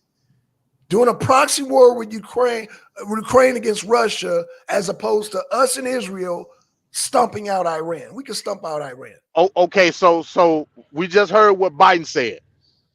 Do you take any stock in what he said? Remember, he said that we got it twisted. Now I'm just using his word. Don't say that I'm co-signing it because I ain't. He also said that goddamn Zelensky took ground and fucking. Well, just keep that out your mind for a second. It's hard to, but okay. Okay, go ahead. Biden said that we have to look at the way that they funded Ukraine. He said we're sending munitions and equipment to Ukraine. Right.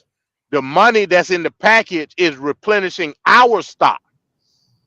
So basically, he's saying he giving Ukraine secondhand shit. Right. So I'm just using that as a hypothetical. Don't try to say that I'm saying that. Oh no. Go ahead. Based off of that logic. Like, okay. Am I saying that the equipment that we send in Ukraine is second tier shit versus what we know what Israel got top notch shit? Would you agree? Yeah, absolutely. Yeah. Okay, so I'm gonna ask you again. Okay. How? And from a monetary perspective, what are we spending more on? Ukraine? Now, I'm thinking of the long term. Ukraine or Israel? Mind you, on top of that, we send them $8 billion every year. I'm gonna stick to my guns, bro. And say, okay, all right. I ain't got shit else to say. Okay.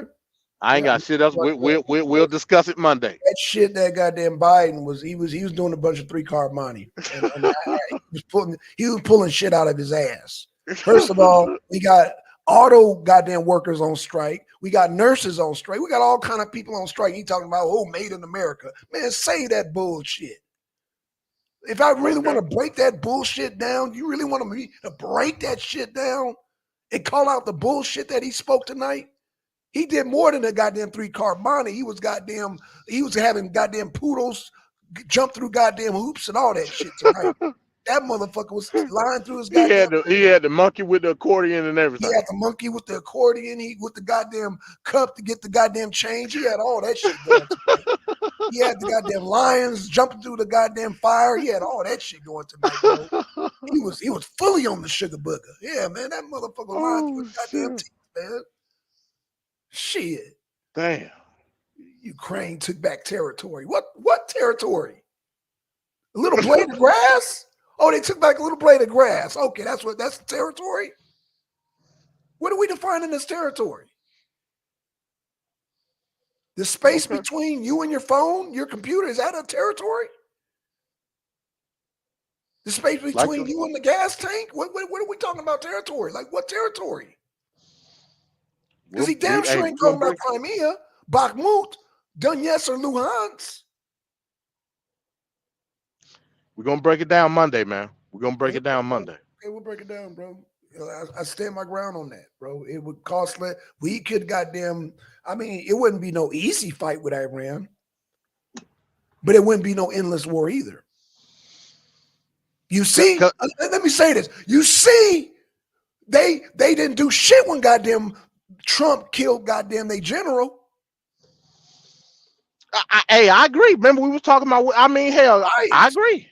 So I'm calling al-Baghdadi and that damn Soleimani. I agree. And you said, and I quote that I'm gonna just say this: that you said it was some cowards out there. Do you remember that conversation? You got some people, goddamn, that's some cowards out there. Do you remember saying that? You talking about the other Arab countries? Yes. Iran's I remember. Okay, Iran's one of them. That's why they sending these militias, because they don't want no real smoke. They don't want no real smoke. The only one that goddamn showing real smoke right now is Russia. So, with that being said, like I said, after this, I'm done. So again, you keep saying Russia, but last I checked, Iran and Russia are allies. Yeah, they are. Yeah. Okay. All right. I'm gonna leave it at that. I'm Okay, I'm done for the night. That's fine. But again, one more thing I'm gonna say before we close it out. Iran's trying to push their little militias right now, aren't they? They are. They got their proxies fighting. I agree. Okay. That's all I want. Okay. That to me is a sign of a coward. But okay, I'm gonna leave it at that. MD. We'll continue this Monday because Russia ain't got to do all that. I mean, yeah, they had Wagner, but at the end of the day, Red Army comes in and goddamn do what they got to do. Iran, they just goddamn send a little militias here. We'll talk about it Monday, man. Fuck it. We'll talk about it Monday. I got you. Yeah, we'll talk about it Monday. And you know what? If you can goddamn convince me, then I'll give it to you. But, hey, it ain't going to be easy, brother. I think we spend less money. Yeah, I'm not saying it's going to be an easy fight. It'll be a fight. It'll be damn near World War III, fucking with them goddamn Arabs. I agree. But when we talk about World War III, we're implicating other countries, and that's why I brought up Russia. But hey, I leave it at that. I don't think Putin. If we jump it off with goddamn Iran right now, I don't think Putin will jump in. Not directly, maybe indirectly, but not directly, and neither will China.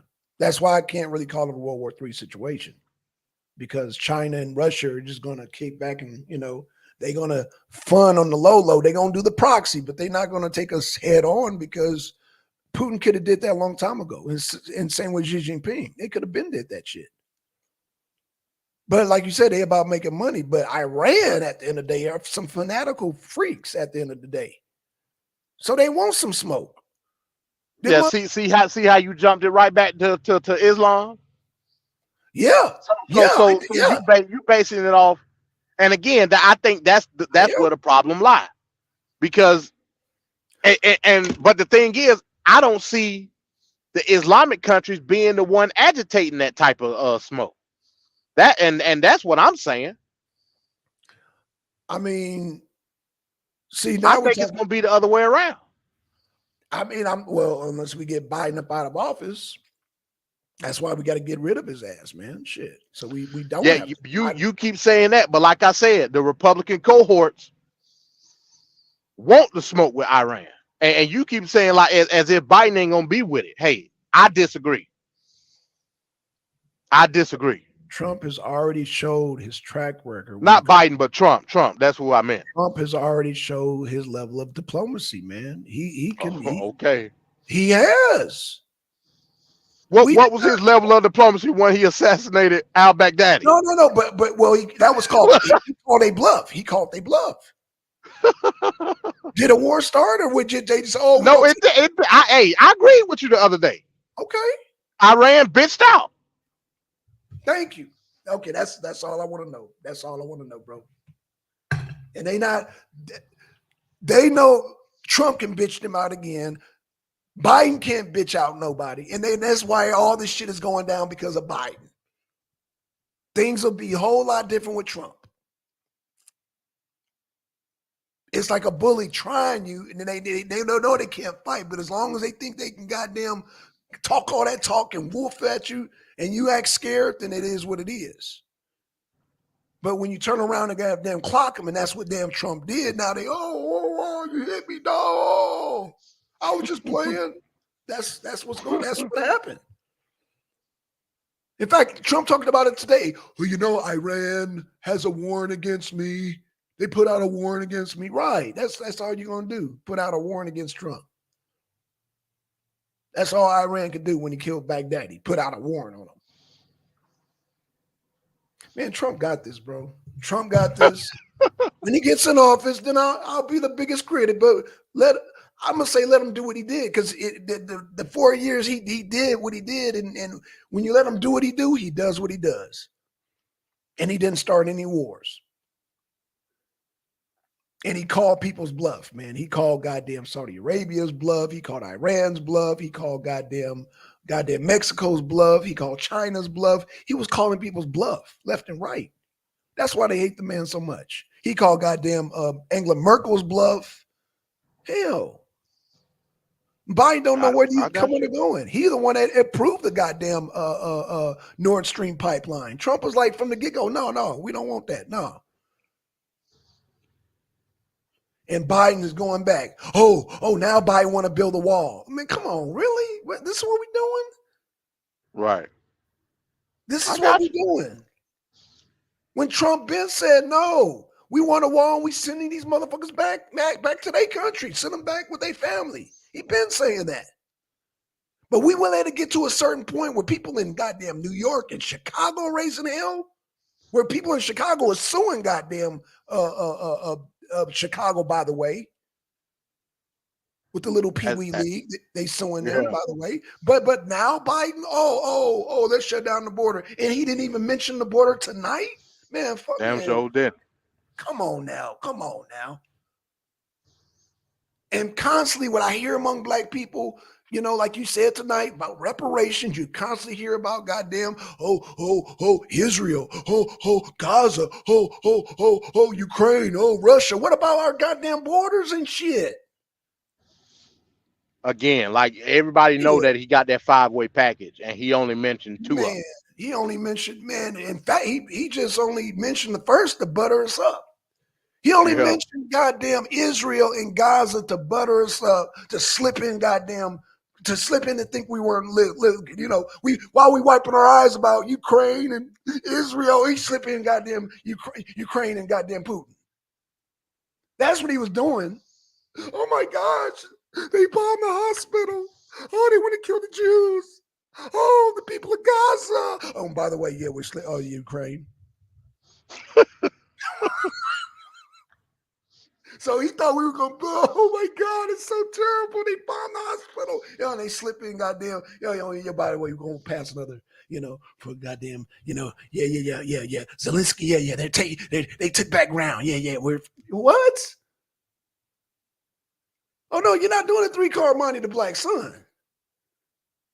You're not doing that.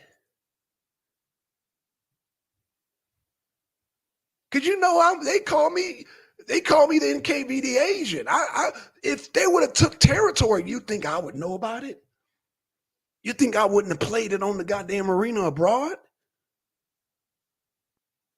This motherfucker straight lied on the damn show. Damn. This motherfucker lied on my show talking about Ukraine took back territory. The fuck? He said lied on his show. Yeah, lied on my show. Lied on our show. Lied on the arena. Talk about fake news. Hell, you the first to check me about sources, and this motherfucker come on talking about, Zelensky took back territory. And you got on me for less.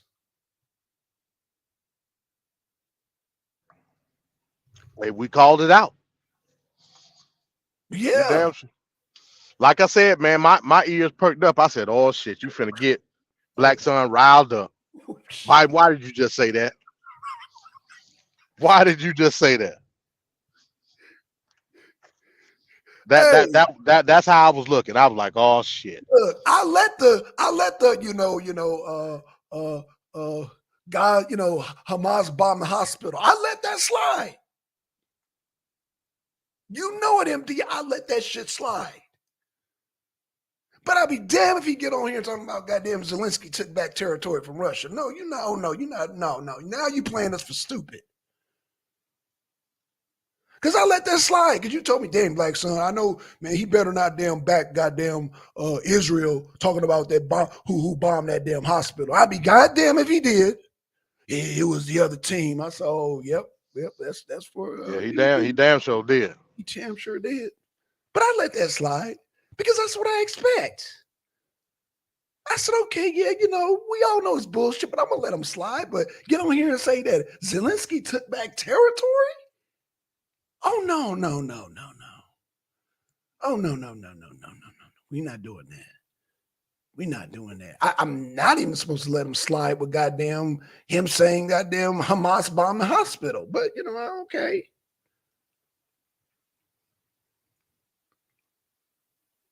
Because we know better. We know when it comes to Israel and Palestine, a lot of us, I'm assuming we know better. But a lot of us don't know better when it comes to Russia. Like people actually think Russia's losing. They actually believe that dumb shit.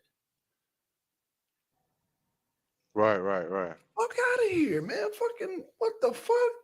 Come on the arena and tell that goddamn lie. He could have at least goddamn told us about the border and fucking Taiwan. Taiwan. He could have at least did that. No, this motherfucker butters us up with Israel and Gaza and slips in goddamn Zelensky and Putin. Nah, bro. And use the majority of the time to talk about it. Right. And if you go back and listen to it, MD, the whole time he was talking about Israel and Gaza, that was a lot of word salad. He was doing a domo. If you go back and listen to it, he was doing a domo.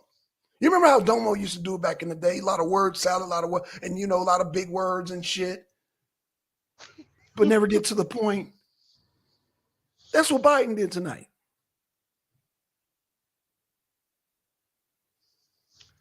Hey, folks, there you have it, man. There you have it. More analysis of this shit coming Monday. Yes, sir. I guess we say the super show. Well, I don't know. We can do it. Yeah, of course, more news gonna break between here and then. Yeah, we're gonna be stacked. Yeah. Well, maybe arena, huh? Maybe we can kind of spread it out through the week. You know what I'm saying? I'll probably do another show tomorrow. It's Friday, man. I ain't got nothing to do shit. So yeah. I'll still. Yeah. That's cool. Yeah, just check in, see where I'm at, and yeah, we may do a show tomorrow. Okay, cool. Because I want to. I still got these damn arena abroad, so I might do one tomorrow. I might do one on Saturday. You know what I'm saying? Just sprinkle it out through the week, man. So yeah, that's cool. That's cool. Yeah, because they not really they related, but they not related. If that makes any sense. So I could do standalone shows with right with the article. Yeah, man. I just feel like we wasted time. Like I said, man, I was expecting so much more from that goddamn speech. Hey, I wasn't. So I hate that I'm disappointed, but I wasn't. Because I wanted to get more detail on the package. Like you said, I wanted to know what the fuck was going on with Taiwan. Right. And I wanted to know what was up with the border. I knew he's the one that said that he was adding that shit. He said it. He did. He did. So why the fuck you ain't talking about it? Don't know, bro. Don't know. I think that was his plan all along. Shit. Goddamn, make sure Ukraine is tight. He could at least mention the border. God damn, at least talked about the border. God damn. Shit. But he gonna lose another 6 points. So hey, I'm not too mad. He definitely, and those poll numbers that we watched tonight, and I know you don't like me, that was just a short version rendition. He's about to lose another 6 points. He's gonna lose Pennsylvania. They said if he lose 1% of his support, he's done.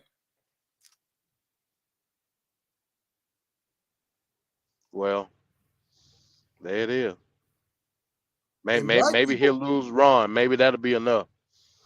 Hey, like I said, Kennedy's talking reparations. He brought that shit to the mainstream. So there go your black vote right there. There it is. Whatever's left of the black vote, that's it, bro. Kennedy killed that. There it is. The way he brought, he talked about direct payments. It don't get no more black than that. No, it don't. It don't get no more. What? How much more black does it get? Like I said, I stopped at the word direct. Thank you. Thank you. It don't get no more black than that. Because every black YouTube channel has goddamn had that in discussion. Goddamn, he dug that right out of the grave. Direct reparations. It don't get no more black than that. I'm damn near tempted to say, if you don't vote for goddamn Kennedy, you ain't black. Now he can say that. He can say that, and I won't be offended. The way he talking about reparations, I would not be offended. If goddamn Kennedy, you know how you be talking, if you don't vote for me, you ain't black. I wouldn't be mad. Yeah, as long as he's sending them checks out, I don't give a damn. Hey, it's in his goddamn policy. And I'm sure it's on his website now.